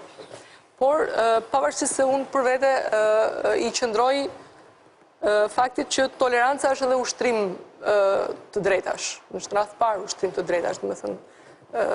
Po me gjithë në këtë situatë kompromisi, po themi që ja ku është mesazhi i parë i tolerancës, sepse edhe unë ndjej shumë në kuriz këtë sëmbim që ka gjithë shoqëria shqiptare për të teatr të shëmtuar që është ndruar politika. Kjo, më falë, Ledi, ideja është kjo që ne akte të këtij lloji, të kompromiseve të mëdha, të kompromiseve historike, kemi parë që nga momenti i parë kur filloi pluralizmi, në vitin 91 me qeverinë e stabilitetit, po të vazhdosh më pas me qeverinë e pajtimit kombëtar, pasi bëm një sherr shumë të madh kombëtar gjithashtu. Kemi parë më pas në kohën e detantës Berisha Nano, presidenti, prokurori e gjitha me radhë, dhe po e shohim, e kemi parë prapë në 2008 me ndryshimet kushtetuese dhe kodin elektoral, po e shikojmë prapë tani me këto shenjat që po japin. Problemi kthehemi edhe një herë tek ajo që kompromisi vjen si mundësia e fundit përpara vetvrasjes totale. Nuk vjen kompromisi si një gjë e natyrshme që mund të ndodhi në politikë përveç sherrit dhe betejës madhe. Apo jo? Tani, Shqipëria do bërë rrugën e vetë. Kjo është pjesë e rrugtimit. Ne, kultura politike pluraliste në këtë vend është jashtëzakonisht e re. E rëndësishme është që të mos cënohen në mënyrë krejtësisht të njanshme dhe nga ana e më të fortë të rregullat e lojës. Sepse përndryshe, pastaj nuk është kompromis, ma është në nështrim. Absolutisht. Edhe kjo ka një të vërtet brenda. Megjithatë e diskutojmë. Tonin. Do bëj përpjekje që t'jap një përgjigje sepse jemi në këtë situatë. Dhe unë jam i prirur t'i drejtohem institucionit shkollës. Me qenë se vetë kam qenë mësues, jam pedagog, por nuk ka nisë karriera jonë, pa diskutim dhe jam absolutisht i bindur që institucioni shkollës dhe familjes naturisht, por unë shtoj këtu dhe institucionin e fesë dhe me shumë shkurt do përpiqem ta elaborojte, ka në rëndësi të jashtëzakonshme për të mësuar atë që unë prapë insistoj për mua është toleranca duhet të jetë shprehi demokratike, shprehi shoqërore. Tani, pse çuditën tuajt dhe pse ka një paradoks? Pra, në kuptimin tradicional, toleranca ndërfetare pranohet si vlerë dhe na njihet dhe na pranohet nga tuaj dhe ekziston, okay? Dhe vim në ditët e sotme, vim në politik, vim në jetën e përditshme, ne jemi intolerant. Çfarë ka ndodhur? Ajo që ndodhi para vitit 90 tek ne, për hir të vërtetës, ne nuk mësuam vlera, ne nuk mësuam shprehi demokratike, ishte një lloj indoktrinimit. Gjërat vinin nga lart poshtë me imponim. Ishte një të vërtetë. Absolutisht. Nuk ne nështroheshin një diskutimi racional midis antarëve të shoqërisë, një diskutimi të hapur midis antarëve të shoqërisë, sepse kështu krijon vlerat. Është arbitrare. Apo jo. Pra kishte arbitraritet. Kjo është e para. Tani, dhe sepse po të rikthehemi tolerancës ndërfetare, asaj që si vlerë tradicionale, pra kishte të bante shumë dhe kodi zakonor të shqiptarët. Nuk përmend njëri të shqiptar që ka 3 kode, kodi katolikëve, muslimanëve apo ortodokse. Kodi i shqiptarëve. Apo jo. Dhe, do të thënë, kjo është shumë e rëndësishme. Kjo është shumë e rëndësishme. Dhe sot është pjekur dhe natyrisht ka përmirësuar shumë imazhin ton dhe është një vlerë të cilën ne mund ta shesim shumë mirë tek ndërkombëtarët. Tani, nëse ne shprehit demokratike, pra si veprimet të përsëritura, nuk i mësojmë në shkollë, jeni të sigurt që ato të cilët nesër do jenë në jetën publike dhe në jetën politike nuk do t'i manifestojnë dot, sepse nuk i kanë pjesë të natyrshme të tyre. Kjo është arsyeja që ka shumë vështirësi për të bërë kompromis, për të përshtatë me situatet e reja, për të dialoguar dhe për të qenë tolerant. Dhe politika jonë prandaj e ka këtë. Politika natyrisht nuk janë të gjithë një lloj dhe unë po bëj një lloj përgjegjësimi, por atë që mëson në jetën private, atë që mëson në shkollë, atë që mëson në jetën e përditshme, i vogël, natyrisht dhe pastaj duke u edukuar, pra me kalimin e viteve, do ta reflektosh nesër në jetën publike dhe në jetën politike të shoqërisë. Arsyeja, tani, kjo është elita politike që ne kemi, ose paria, dakor? Nuk kishin mësuar shprehi sociale apo demokratike, kështu që e kanë shumë vështirë sot, të jenë tolerant, të dialogojnë, të bëjnë kompromis. Arsyeja pse janë recidivistë, shikon, arrit një kompromis, por nuk është i brendshëm, nuk është i natyrshëm, i rikthehen prapë konfliktualitetit, i rikthehen në ngulbizim. Kjo është, domethënë, prandaj themon çështje edukimi. Dhe janë shoqëri që kanë provu këtë. Tani ne mund diskutojmë, mund marrim plot shembuj, plot modele, por tani shoqëria amerikane, domethënë tek e ka gjetë përgjigjen tek qytetaria demokratike, tek edukimi qytetar demokratik. U përmendën absolutisht shkolla ka shumë rëndësi. Prandaj them unë do marr shumë kohë dhe do e çështje vitesh dhe dekadash që ne t'i mësojmë si duhet shprehit shoqërore, shprehi demokratike dhe toleranca dhe të qenë tolerant është njëra prej tyre. Për ndryshe ne do kemi vështirësi. Absolutisht ju në nvizuat pak dhe shamku, por unë mendoj që familja mbetet institucioni kryesor social. Në kuptim familja është edhe komuniteti sepse ka anëtar të cilët u kërkohet pra që të respektojnë njëri tjetrin, të gjithë ato vlera dhe shprehi mësohen familje pikë pari. Dhe familja mbetet absolutisht familja, jo po, shiko, familja përfton mekanizma të cilët të mësojnë se si të durosh, se si të... Kur familja e ka vetë brenda? Absolutisht, familja është një lloj. Dhe unë guxoj të them tu edhe institucioni i fesë. Pse e them te? Është bërë debat shumë i madh pra nëse do ketë edukim fetar në shkollave jo. Unë nuk them të mësohet feja atje si dogmë. Historia e kulturës. Absolutisht. Besimet fetare, sidomos rasti i shoqërisë shqiptare si shoqëri tipike multifetare është fenomen sociologjik. Dhe cila është e keqja nëse ato të paktën 2-3 vlera themelore që transmetojnë këto që ne i themi fetë monoteiste që kemi ne, problemet e bamirësisë, problemet e besnikërisë, problemet e simpatisë, etj, absolutisht vetëm do ta përforconin, si tush, ato njohuri që të rit, pra fëmijët të rit, do të merrin për sa i takon shprehive sociale, shprehive demokratike. Dhe në këtë drejtim unë mendoj që feja, më thanë, luan një rol dhe do të luante absolutisht fetë. Bëni një fjali kam, një fjali. Kështu që, pra për ta mëu, është çështje edukimi. Absolutisht dhe ne, më thanë, duhet të jemi vetëdijshëm për te dhe reformimi nuk është se nuk ka filluar në tekstet tona, në edukimin civik përmende, po edukimi moral përmende, po aty brenda është, ai që i thonim në atë kohë, por ky është pra edukimi qytetar, edukimi civik. Dhe unë shpresoj që ky brez, i cili nesër mund të jetë në jetën publike politike, absolutisht do jetë më ndryshe. Sepse tregova i kurajshëm për të thënë edukim dhe fetar, po prandaj thash moral. E di si thot Hannah Arendt, duke vjuar çështjen e tolerancës, toleranca e sotme, moderne, vetëm nga çasti kur dikush mendon brenda vetes që ai mund ta ketë gabim dhe tjetri mund të ketë drejtë. Në qoftë se ne nuk kemi, natyrisht, në qoftë se ne nuk kemi, po vetëm të marrët dhe dogmatikët nuk kanë dyshime. Në qoftë se ne, në momentin që hedhim një hap, nuk dyshojmë qoftë dhe për një sekond, që jemi apo jo në drejtën tonë, apo jemi në gabim, toleranca nuk rritet dot. Kjo mund ta bëj pastaj edhe gjithkohës të lëkundemi. Ajo përgënjeshtron dhe Klausevicin dhe Kesin Ngerin kur thotë që dhuna nuk është politik me mjetet tjera. Dhe ka kjo me këtë gjitha shumë. Okej, duhet të them që ajo çfarë ka ndodhur në Shqipëri, konfliktualiteti shpeshherë i tepruar që ka gjeneruar edhe dhunë, ku mbrin në momente të tilla që ne i quajmë dhe tolerancë faktin që palët ndërveprojnë me njëra tjetrën, kam frikë se i parafrohet atij mendimi që demokracia me dyert mbyllura është demokracia e vrarë. Kam dëshirë që faktikisht gjërat të bëhen sikur se tha Grida, me rregulla, loje dhe parime, që pastaj të ndërtojmë atë që tha profesor Tonini, shprehit demokratike. Shumë shkurt fjalia. Një fjali kam, ideja është pse thash që duhet të bërtasim ne më shumë kur palët kryesore bien dakord. Sepse diskutohet që mund ta ham ne nga ajo që bëjnë ata.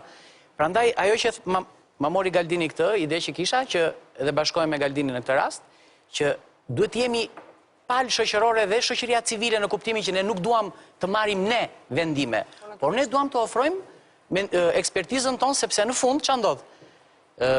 Të gjitha gjobat e kodit rrugor do të janë publiku. Pra do katërfishohen, ai më shumë, ai publik që paguan, se sa ai që s'paguan.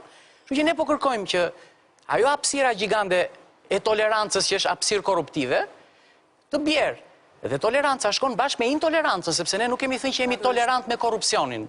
Ne nuk kemi thënë që jemi tolerant me krimin, me dhunën, qoftë edhe në rajonin e policisë. Pra nuk kemi tolerant me këto shfaqje që pengojnë zhvillimin e tolerancës. Si shtot Padre Anton Arapi, që janë në të tilla raste është tolerancë mos me toleru. Po pra, më pëlqen, jam edhe unë me Anton Arapi. Pra, ideja që kemi ne me një fjali do ta mbyll, është që toleranca duhet jetë vlerë, është më shpejt se sa shumë dekadat që po flasim. Ne pretendojmë që ta jetojmë jetën tani që jemi ne këtu, e kupton, të ndërtojmë ne një jetë të bukur. Po do bësh durim. Në qoftë se do presim 500 vjetët e barit anglez, unë nuk besoj që doroj 500 vjet. Jo, nuk, megjithatë një tullë e vure sot. Jo, pse Alban, në lidhje me dy gjërat e fundit, se do thoja diçka tjetër, po e nisim pjesën tjetër. U tha, duhet dyshosh tek vetja se ke gabim për të pranuar tjetrin, është totalisht e vërtet. Por ajo që ka ndodhur në këtë rokadë shtresore të shoqërisë shqiptare, na ka ndodhur që pas 50 viteve të smerrit të barazitizmit, i cili ishte i pabarabart në thelb, domethënë s'mund të jenë qenie të barabarta, vim në një etapë tjetër në cilën ajo që pluskoi lart në shoqërinë shqiptare ishin vetëm njerëzit që kishin guxim. Se ne në fund fare themi tolerancë, themi vlera, themi edukim, po kërkon një shtres elitare shoqëria që t'ja ndërtoj këto guida. Sepse ne themi, kërkon shoqëria një kretë shtres elitare, nëse se ka këtë shtresën elitare, kush do t'i bëj këto parime? So thot profesor Tonini, unë kam qenë tim ekspert kryesor për kritikon që është bërë tekstit të edukatës qytetare. Po të them me sinqeritet, më vjen keq që them që s'kemi kapacitete shkruese për edukatën qytetare, të një qytetari aktiv, jo të një qytetari pasiv, një qytetari aktiv. S'kemi kapacitet pse kërkon kulturë kjo. Kjo kultura vjen gjithmonë nga një klasë që është elit, që është guiduese. Por çfarë ndodhi pas këtyre 50 viteve?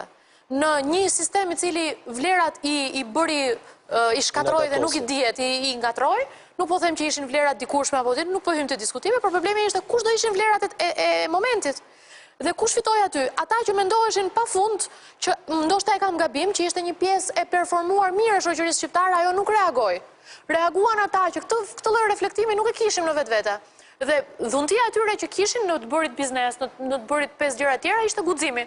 Dhe këta guximtarët e mëdhenj, që nuk do të thotë domosdoshmërisht që kanë dhe vlera tjera, ishin shumë herë më të fituar në termat të suksesit të këtij momenti shoqëror të klasës shqiptare, dhe sot s'kemi që bëjmë, shoqëria është sa ekonomike është dhe sociale, duke pasur vlerat e tyre të materializuara në disponim, Bëhen dhe ata një shumë bëhen dhe guidus.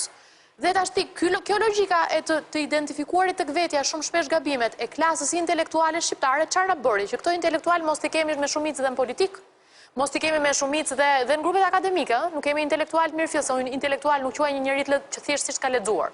Duhet një brum njerëzor për të qenë akademik. Kjo na çon dhe një pyetja, a është toleranca virtyti intelektualve? Absolutisht po. Jo intelektualve, njeriut me një brum human dhe intelektual. Kështu që absolutisht nuk mundet të pranosh diversitetin e tjetrit duke respektuar një vizion që nesër, sepse ideja e... Çfarë ato që janë pjesë e politikës shqiptare nuk janë intelektual?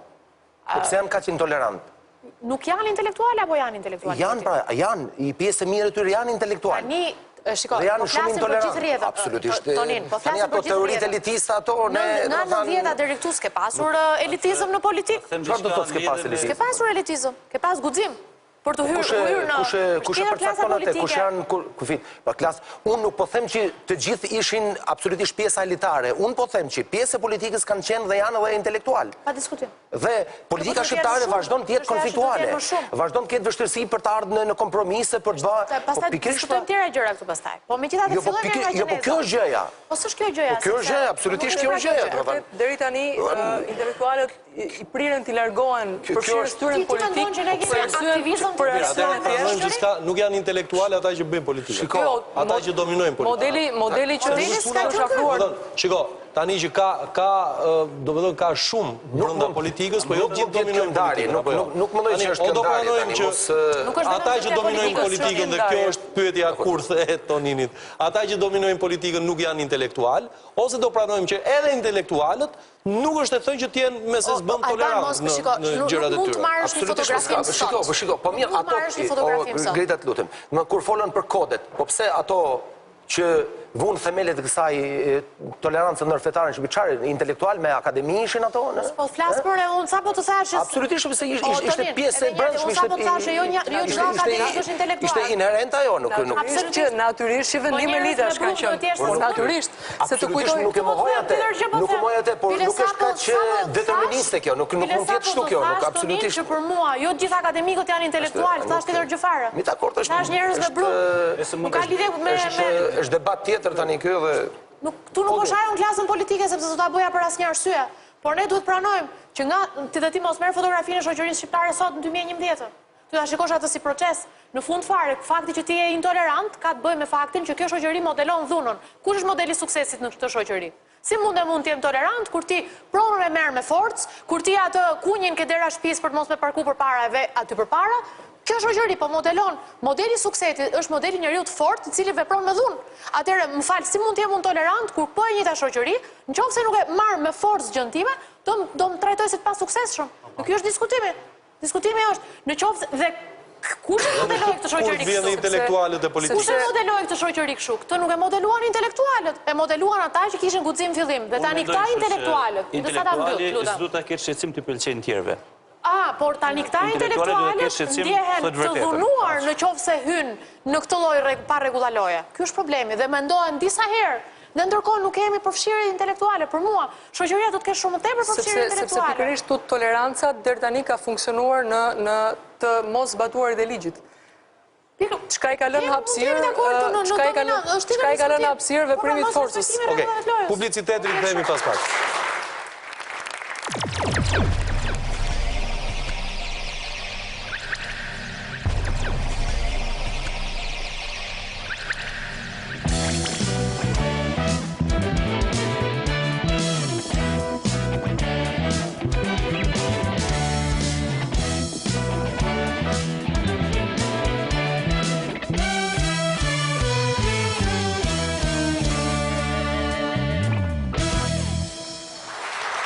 Jemi në pjesën e fundit të emisionit, natyrisht që është një emision që le të themi debati është i gjerë dhe her pas here do na u desh ta përmbledhnim, të futeshim në shembuj konkret. Politika ishte në qendër të vëmendjes të kësaj bisede, si le të themi edhe si një lloj simboli i intolerancës në Shqipëri. Por në këtë pjesë të fundit do doja të flasin sepse ai aktivitet doli dhe me këtë që quhet Akti Shqiptar i tolerancës. Ta ndjekim ç'është përmbajtja e kësaj. Edhe pastaj kthehemi e diskutojmë pak.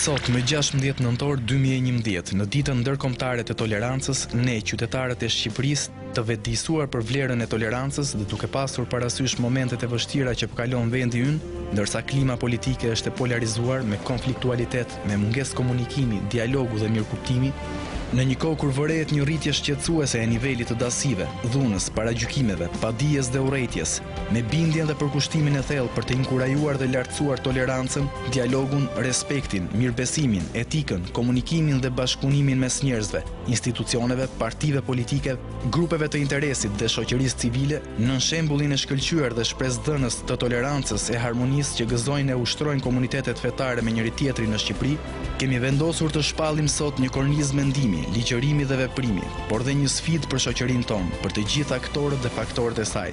Duke firmosur me vullnet të lirë këtë akt të tolerancës si një sër renditje të prioriteteve që vijojnë, naltësimi i dialogut, paqes, bashkëpunimit, mirëbesimit, etikës, si vlera që shestojnë udhën drejt një demokracie të themelt dhe ripërtritjen qytetare, institucionale dhe morale në Shqipëri. Përpjekja për një angazhim të ndershëm dhe të vërtet qytetar dhe institucional për të rritur sigurinë dhe cilësinë e jetës, barazinë gjinore, forcimin e pozicionit dhe rolit të gruas në shoqëri, kujdesin e veçantë për fëmijët, për njerëzit me aftësi të kufizuara, për njerëzit e pambrojtur, për të varfrit, minoritetet, të ndryshmit, të marginalizuarit dhe njerëzit në nevojë. Inkurajimin e kontrollit dhe balancimit mes pushteteve dhe institucioneve për të siguruar përmirësimin e rolit të qytetarit në shoqëri nëpërmjet rritjes së fuqisë së zërit të tij, pjesëmarrjes së tij në vendimmarrje dhe politikbërje, me pikëmbërritje mirëqeverisjen, qeverisjen e pastër dhe të moralshme, integrimin europian dhe ngritjen lart të drejtave të njeriu, lirisë, demokracisë, pluralizmit, ekonomisë së tregut dhe shtetit të së drejtës, theksimi i mbrojtjes së mjedisit dhe harmonisë mes natyrës, njeriu dhe shtetit, përkushtimi për të promovuar tolerancën dhe jo dhunën nëpërmjet programeve, strategjive dhe institucioneve të lëmisë së edukimit, shkencës, kulturës dhe komunikimit. Duke mos pranuar aktet e intolerancës, dhunës, korrupsionit, diskriminimit dhe marginalizimit, ne besojmë se toleranca nuk mund të merret si e mirëqen, ajo lipset të mësohet, ushqehet dhe komunikohet. Ban Ki-moon, sekretari përgjithshëm i OKB-s.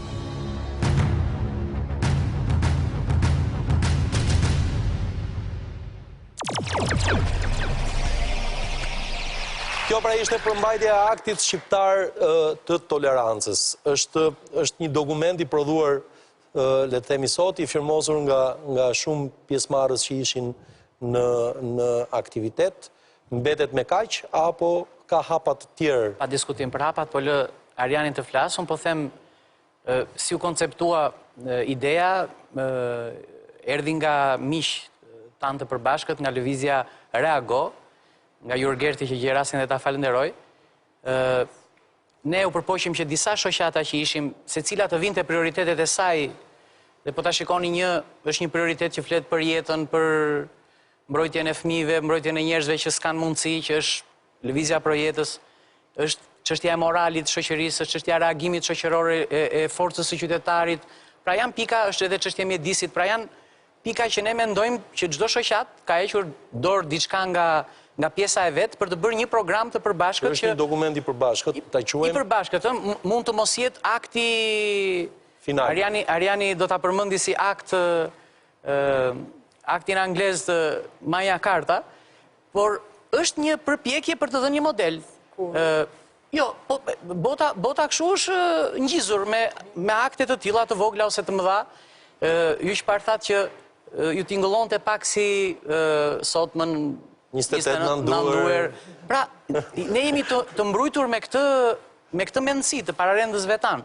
Dhe ne lëm një gjest, sa do të vogël apo sa do të madh, që të gjithë është interesante për qoftë se tregon pak edhe mënyrën e firmosjes, sepse nëse kemi një kamera që na, po? është njerëzit duke mos pas vend për ta firmose, I kanë bërë një kuror firmash. E kanë bërë si ato afresket e Voskopojës paka shumë, po që tregon edhe një ndjesi të njerëzve për të qenë pjesë e asaj, se mund ta kishin firmosur edhe na mbrapa, po donin të tërë të ishin pjesë.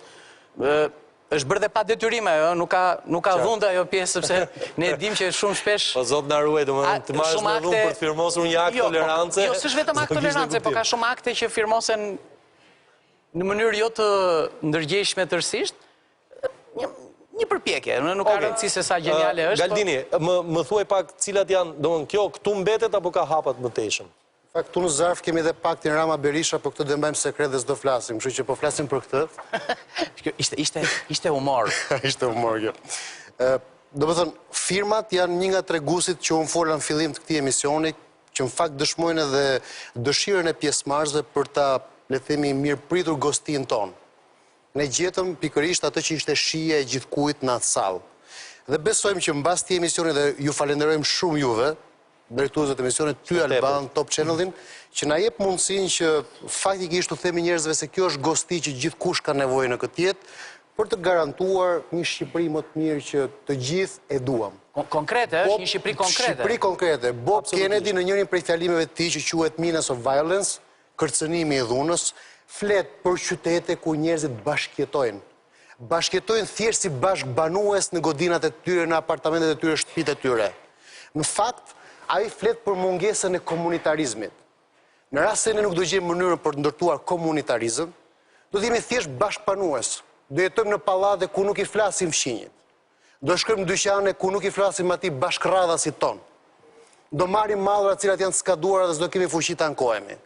Në fakt, ky akt është thjesht akti i një grupi njerëzish, të cilët kanë vendosur zotë tonë, nuk duhet bëni kështu si ne. Ne thjesht po e bëjmë. Nëse ju e ndjeni që duhet bëni aktor dhe autor të tolerancës në këtë vend, e jani firmosni. Ja vazhduan ta firmosin, po pastaj. Dhe po flas për është krijuar ushtria me 10. Po flas për hapta që janë të ngadalt. Ditë pas dite, individ pas individi.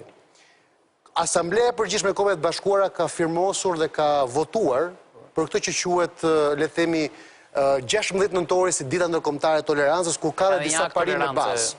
Quhet Akti i tyre i tolerancës. Ne do të kërkojmë dhe përfitojmë nga rasti që zonja Shamku është dhe deputete. Do të kërkojmë që një grup deputetësh ta çojnë këtë akt në parlament për ta votuar. Jo sepse ky do të jetë detyrim ligjor, por i kaluar me votën e parlamentit, në një rezolut. Ky është një institucionalizim i vullnetit dhe dëshirës së gjithkujt, i parlamentarëve, deputetëve, qeverisësve, partive politike, për t'i njohur këto parime si mënyrë veprimi dhe për t'i shndruar në shprehje, profesor. Stop, vetëm këtu tani kam një pyetje që besoj do kërkoj një përgjigje, po mund të bëni të gjithë pjesëmarrës në këtë. Ju thoni përpjekja për një angazhim të ndershëm dhe të vërtet qytetar dhe institucional për të rritur sigurinë dhe cilësinë e jetës, barazinë gjinore, forcimin e pozicionit dhe rolit gruas në shoqëri, kujdesin e veçantë për fëmijët, për njerëzit me aftësi kufizuar, për njerëzit e pambrojtur, për të varfrit, minoritetet e kështu me radhë. Dhe pastaj mund të vazhdojmë edhe me çështjet e mjedisit, të ambientit dhe të tjera. Tani, shumë nga këto që unë i pash këtu dhe i pash me vëmendje, ju siguroj për këtë, i gjen të shprehura në Kushtetutën e Republikës së Shqipërisë. I gjen të shprehura në ligje dhe në akte të tjera të prodhuara nga ky parlament. I gjen të shprehura në konventa ndërkombëtare që janë firmosur nga shteti shqiptar. Dhe këto janë konventa ku shteti shqiptar merr angazhime për këtë gjë. Merr angazhime po ja harron. Çfarë e shtuar është kjo që keni bërë ju në lidhje me të gjitha këto, ku shteti, parlamentet, deputetët, qeverit, politikanët i kanë marrë këto angazhime dhe kanë firmosur dhe i kanë votuar. Nuk i kanë zbatuar. Vetëm se ata vetëm i kanë firmosur. Ta them me një fjali. Ne i kemi vënë një detyrë vetes. Pra, unë, Ariani, Erioni, kolegu Bardhi, Bardoshi, ne bi Bardoshi, mos e harro kurrë, ne bi Bardoshi. Okej. S'ke harru rrënjën, ideja është kështu që ti do të faqe Bardhi. Po pra, e kisha në gojë. Më jepni, ju lutem se s'kemi shumë kohë. Jo, një fjali, kjo është një detyrë që ja kemi vënë vetes. Pra ne do përpiqemi. Po pra, Ariani do përpiqet në mënyrë të ndershme, të drejtë, unë po të them që ka një oligarki të shoqërisë civile, njerëz që janë pasuruar shumë herë më tepër se politikanët duke u marrë me shoqërinë civile. Ne nuk duam të ndjekim të njëjtat model. Ne themi do angazhohemi solemnisht që të jemi ne autor të pjesës, pra ne do ndërhyjmë, ne do kërkojmë. Pra, Ariani, Erioni, në qoftë se do dhe Grida, edhe Grida, në qoftë se do dhe Ledi. Po mirë. Erion, mos të ngatrohemi me këmbët tona. Kur mos rresh sfoluri mirë. E nëse flet kushtetuta për këto parime, unë i bindem kushtetutës vendit tim. Absolutisht, kushtetuta ka një kuadër ligjor. Nëse flasin ligjet e vendit tim, unë i bindem ligjeve të vendit tim. E nëse unë bëj aktet përditshme, mirësie, unë i bindem këtyre akteve të përditshme mirësie. Ne mundemi ta përmirësojmë jetën tonë përditshme nëse çdo ditë nuk do të rreshtim së vepruari pozitivisht dhe mirësisht. Kjo është ajo që duhet bëjmë çdo ditë. Sepse ajo që na mund neve është tirania e shpërfilljes. Ne ndihemi të pafuqishëm dhe këtu është thelbi i pyetjes tuaj. Domethënë, okay, dakord, ore, po i bëjmë këto akte, po ç'vlerë kanë aty apo jo? Ç'vlerë kanë, a më kanë shumë se efekt? sa gjitha të tjerat që janë bërë deri në sot, sepse janë në një referencë me diçka më përpara. Por ama, nëse ne do të bëhemi qytetarët që kemi kompleksin migjenian dhe themi vazhdimisht, si nuk kam një grush të ranë, ti bi mu në zemër malit që zbëzan, do ankohemi nga mëngjesit në darkë, nga qoshja në qoshe, nga tavolina në tavolin, nga sheshin në shesh, dhe asgjë nuk do të bëjmë. Unë them, nëse malis na bëzan ne, ti bëzajmë ne malit. Ti bëzajmë malit, se do të vijë dita që ne malin do të na bëjt në dëgjoj. Kjo është e gjitha me aktet mira dhe pozitive. Kishtë antarë të kuvendit sot në... Kishtë antarë të kuvendit? Kishtë. Problemi është, mali është problemi madh, sepse aty, si që ta me drejt Albani, nuk ka kushtetut, aq më tepër duke referuar kushtetutës shqiptare, që të mos ketë klauzulën e mjedisit. Apo për drejtat e fëmijëve, apo për po i mbajmë sa për shembull, po i mbajmë mjedisit. Bzani popullata, shoqëria civile gjithë me radhë dhe presidenti kur që puna për ligjin e plerave, ligji i plerave kaloi me forcë kartoni, sepse mali është mali. Por ama ne s'po pushon sfoluri. Zotri, ligji i plerave kaloi me forcë kartoni, nuk u mor parasysh vullneti i popullit dhe ja ku kisha ambasadorin anglezë që ta tha troç, që nuk u mor, qeveria nuk mori parasysh vullnetin e popullit. Do me thënë, nuk është shkruhet në kushtetut mjedisin. Problemi është që në këtë vend ende ulëret mali. Dhe në qoftë se, dhe për gjithë problemi ky është në këtë vend, që duhet ndërtuar demokracia, jo të bëhemi europian të rreshëm. Do me thënë, duhet ndërtojmë thurin e identitetet tona dhe të rivendosim vlerën e hierarkisë morale dhe të rindërtojmë pikërisht atë demokraci. Dhe megjithëse fjala për demokracinë, mua ma lejoni këtë vërejtje për gjutari, mua më bëri përshtypje që kjo kartë ka demokracia edhe në formë, edhe në përmbajtje, sepse këtu ka një term, naltësimi i dialogut, paqes dhe bashkëpunimit. Ky termi naltësimi ma kapi veshi për mirë, dhe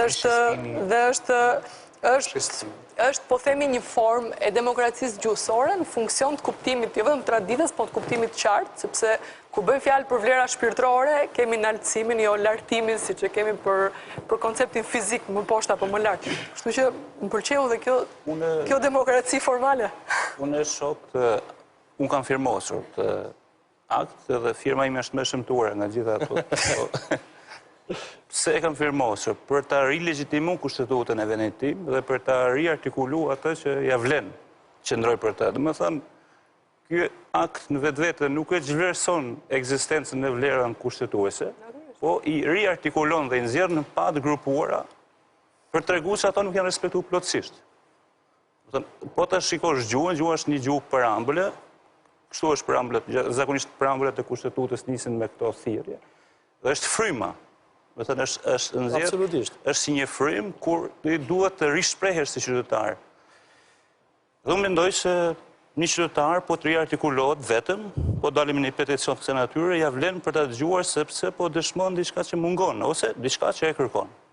Në këtë mënyrë jam bashku kësaj nisme dhe i qëndroj kësaj nisme për të folur në mos në lëvizje, do të flas pse rri për këto vlera çdo ditë. Dhe me beso se edhe Organizata e Kombeve Bashkuara ka shumë akte tjera dhe shumë shtete që në antarë Organizatës e Kombeve Bashkuara i kanë konventat ratifikuar, i kanë kushtetutat e tyre, i kanë pjesë edhe të sjelljes tyre të përditshme politike, por qytetarët asnjëherë nuk mund të dalin prej loje dhe të thuhet se nuk ka nevojë të thuhet. Ajo çfarë i kërkohet çdo ditë qytetarit, edhe në rast se mbyllet këtu kjo nisëm, është bërë pothuajse plot lëvizje sepse qytetarët janë rishprehur se për çfarë qëndrojnë. Dhe këtu janë një sëri vlerash kyçe për cilat ne nuk bëjmë asnjëherë gabim, po të flasim. Problemi do ishte sikur ne të mendojmë një moment caktuar se kemi folur mjaft. Dhe ky është problemi më i madh për demokracinë, kur qytetari mendon se i ka ligjet në letër. Ligjet në letër nuk janë demokraci, ligjet në letër janë Europë e rrënjshme. është kriptomodernizëm. Dhe ne këtë lojë kemi bërë prej kohësh me vetveten. Nuk kemi nevojë të përshfaqemi kujt si modern dhe si përparuar, po që se ne nuk e duam dhe nuk e besojmë. Unë shpreh besimin tim të ato vlera, prandaj jam rri për to. Dhe gjej si mënyrë simbolike një ritual modernist për të nënshkruar edhe një herë atë vullnetin tim të përditshëm. Në lidhje. Absolutisht kemi dy diskutime. Diskutimi i parë është çfarë ndërton në termat bërjes ky akt për shoqërinë. Dhe pa diskutim ne qëndrojmë logjik të asaj që do mbështesim çdo njeri që jep modelin e vetes. Aq ka mundësi të bëj. Bëj modelin e vetes. Nuk ka mundësi më shumë. A ka mundësi të mbështesim kudo që bën maksimumin e vet. Japi modelin e vet. Këtë bëjmë në shtëpi, këtë bëjmë si prindër. Japim një model. E bëjmë shoqëri, një çik më shumë, një çik më pak, është një diskutim shumë i madh, për të thënë, po unë në këtë rast shikoj që kemi një nisëm që do të japi modelin e vetes vet. Dhe presupozon që ka moralin e qartë për thënë që kjo nisma ime është e mirë dhe duhet ndjekur. Tani, problemin ne kemi nga ana tjetër në terma të bërjes se kemi në shumë element tjerë Alban, që nga në qelizat e shoqërisë. Që të arrish të bësh një shoqëri duhet të njohësh mekanizmat për ta që e afektojnë atë. Se problemi është që ne themi mali s'po lëviz, ajo tjetra s'po lëviz etj etj. Ne duhet bërtasim. Fakte janë të gjitha këto, pa diskutim. Po si lëviz mali, se nuk duhet ngelemi në këtë retorik tani, se nuk ka rëndësi se kush është ke mali sot, njëra pala apo tjetra. Rëndësishme është mekanizmi që çon lëvizjen. Mekanizmi që çon lëvizjen unë shikoj problematike ke qytetarit shqiptar në dy aspekte. Aspekti i parë është që ne kërkojmë shumë shpejt të rritemi ekonomikisht. Kemi një pangopsi për të rritur ekonomikisht. Dhe kjo pangopsi bën shumë shpesh që ne mos kemi shumë respekt dhe për rregullat e lojës që ekzistojnë në terren. E para, njërse ka ca rregulla loje, çeka kjo kushtetuta, ca gjëra thohen. Kjo në të voglën e vet.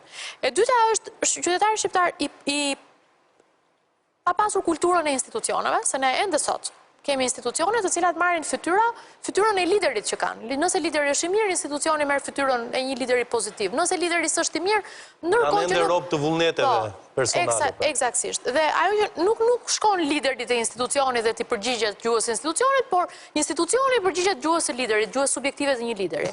Këto janë tregus të mëdhenj. Tani, si ndryshohen këto tregus? Në terma të vegjël dhe të mëdhenj njëkohësisht. Shqiptari duhet lexoj kontratën që firmos me shoqërinë. Duhet ta lexoj kontratën që firmos me shoqërinë. Duhet lexoj kontratën e keshit, duhet lexoj kontratën me bankën, duhet di drejtat e veta, sepse problemi është një herë të dish kush janë ato që janë në ligj, pastaj diskutojmë se sa mund të zbatohen. Ne shikojmë një pjesëmarrje shumë të vogël të shoqërisë në të diturin profesionalisht, jo në kuptimin profesional për bërë analiza sociologjike apo filozofike, por për ditur terma teknik. Sepse fundi sistemi të drejtës ndërtohet nëpërmjet procedurave, nëpërmjet një burokracie. Po se njofte ti se si shkon linja procedurale në shoqërinë tënde, atëherë ti nuk mundesh ta afektosh sistemin, ti do t'ia gjesh hallkën bosh sistemit, për të thënë që një ditë bukur unë nuk e firmos kontratën e keshit. Çfarë ndodh me një qytetar që nuk e bën këtë? Kjo është terma të bërjes. Çfarë ndodh me 10 nëse nuk e bëjnë këtë? Nëse ne nuk konsiderohemi thjesht si konsumator të një monopoli të caktuar. Marrim një shembull, ose mos jetë gjitha kjo. Diskutime për plerat. Gruat interesit, unë kam parë shumë rrallë Sorosin për shembull ka bërë 2-3 tavolina, po problemi është që kur sjell aktorët e rëndësishëm, dhe tani flas si pjesë e shoqërisë civile tek e cila kam kontribuar e sa kam mundur, por në nivel ekspertize, problemi është ky. Thrasin përfaqësues ministrive, të cilët janë aty dhe mund të shprehin dhe vullnetin e vet. Por dhe kjo qasje duhet të ndryshojë. Bëhet një tavolinë e përbashkët për përplasur mendimet në nivel thjeshtësisht të konstruktivitetit bërjes, për shembull çështja e plerave, mund ta bëjë shoqëria civile këtë, po kur kërkon që të ketë përfaqësi të qeverisjes, duhet ta kërkojë këtë me një përfaqësim i cili nuk është thjesht në nivel pjesëmarrje. Unë dëgjoj.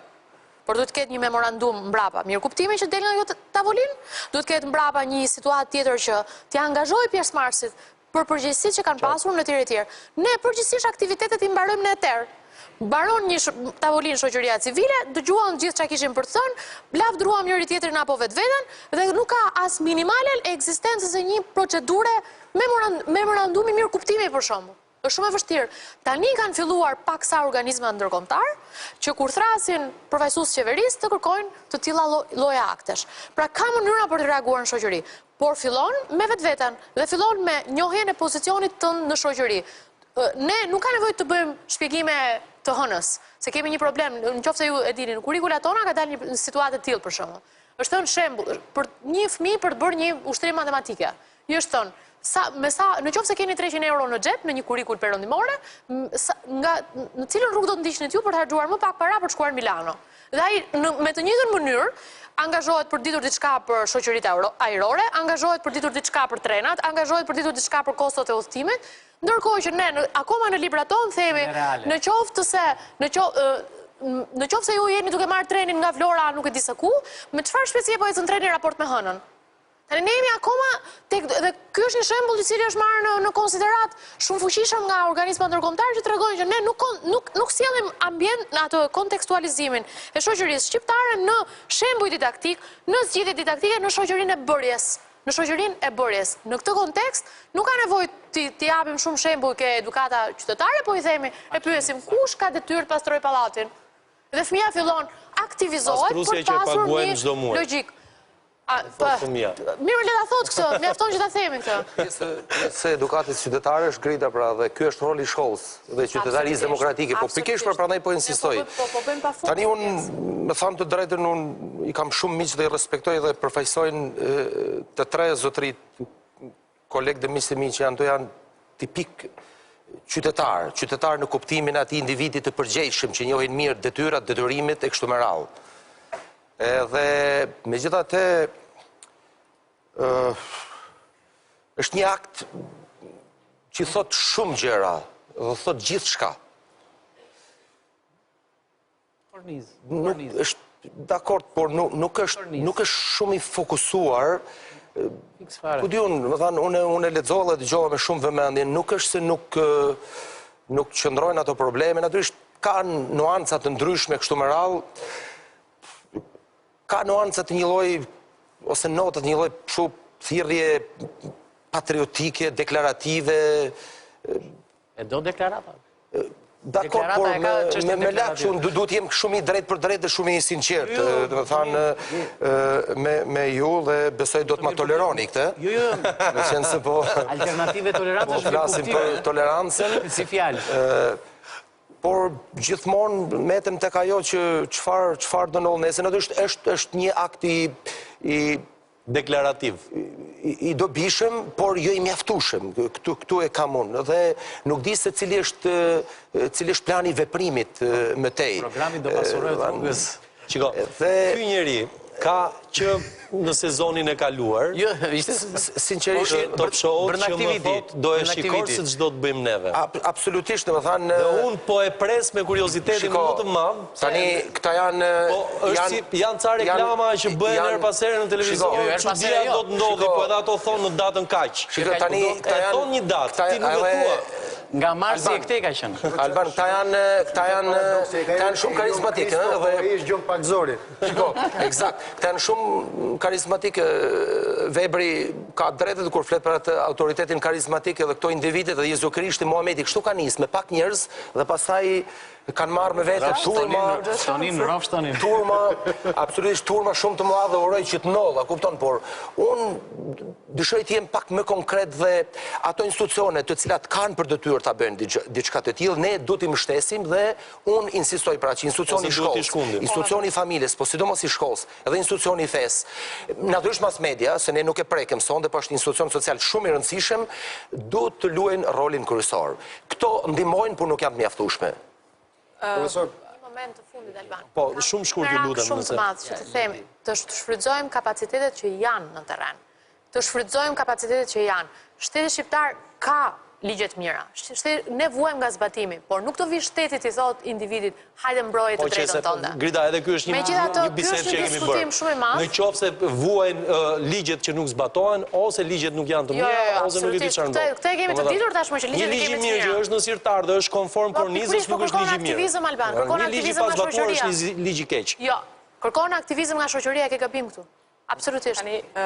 Jo, mua më pëlqeu, unë jam krejtësisht dakord me Tonini dhe më pëlqeu edhe pasqyra që zonja Dumaj i bëri arsimit në Shqipëri se është vërtet kështu. Domethënë, flitet vërtet për hënën, madje në një libër tjetër të alter tekstit mund ta gjej edhe që ku je ti kur do përplaset treni.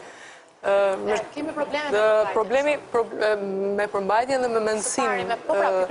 Por qytetari nuk është se nuk vepron. qytetari shpesher nga zbatuesit e ligjit është I marrë peng.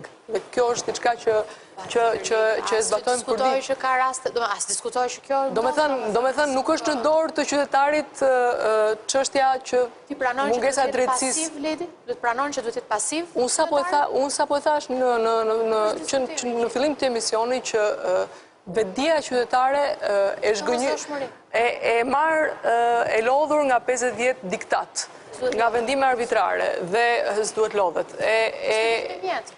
E zhgënjur nga performanca shëmtuar e politikës në këto 20 vjet, bën në një farë mënyre ka mbritur në fjalinë e keqe që më duhet mua siç bëj unë.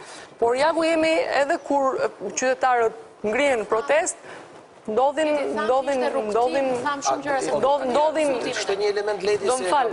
kurbane në shesh. Kështu që tani Ledi, pavarësisht se ka një ligji, pse nuk përsistohet? Ajo që më çudit mu me disa aksione, më thënë të organizatat ndryshme shoqërisë civile, ju përmendet rastin e... Shkon diskutimin në profesionalizëm tani. Dakor, më thënë, kaloj ligji... E kishet e dera e parlamentit shoqërisë civile, ditën që kaloj ligji. është protestu pasi ka kaloj ligji, vazhdojnë protestat? Jo. Pse s'duhet vazhdojnë protestat? Pse s'duhet persistojmë? Nëse jemi bindur për diçka që nuk qëndron. Sepse në një kuptim, po t'i referohemi numrave, ai shprehje vullnetit është. Sepse shumicë janë, por kanë marrë vullnet I popullit është. Kanë marrë shumicën, tani edhe një herë, ja dakor, formalisht është shprehje vullneti I popullit, sepse ato deputet... Një tavolinë profesionale për diskutimin. Unë kam fjalën te persistenca dhe ne jemi sezonal shumë në këto. Ky është ajo që më shqetëson mua. Okej, do takohemi prapë 16 nëntorin tjetër? Patjetër, por unë do të thëj profesor.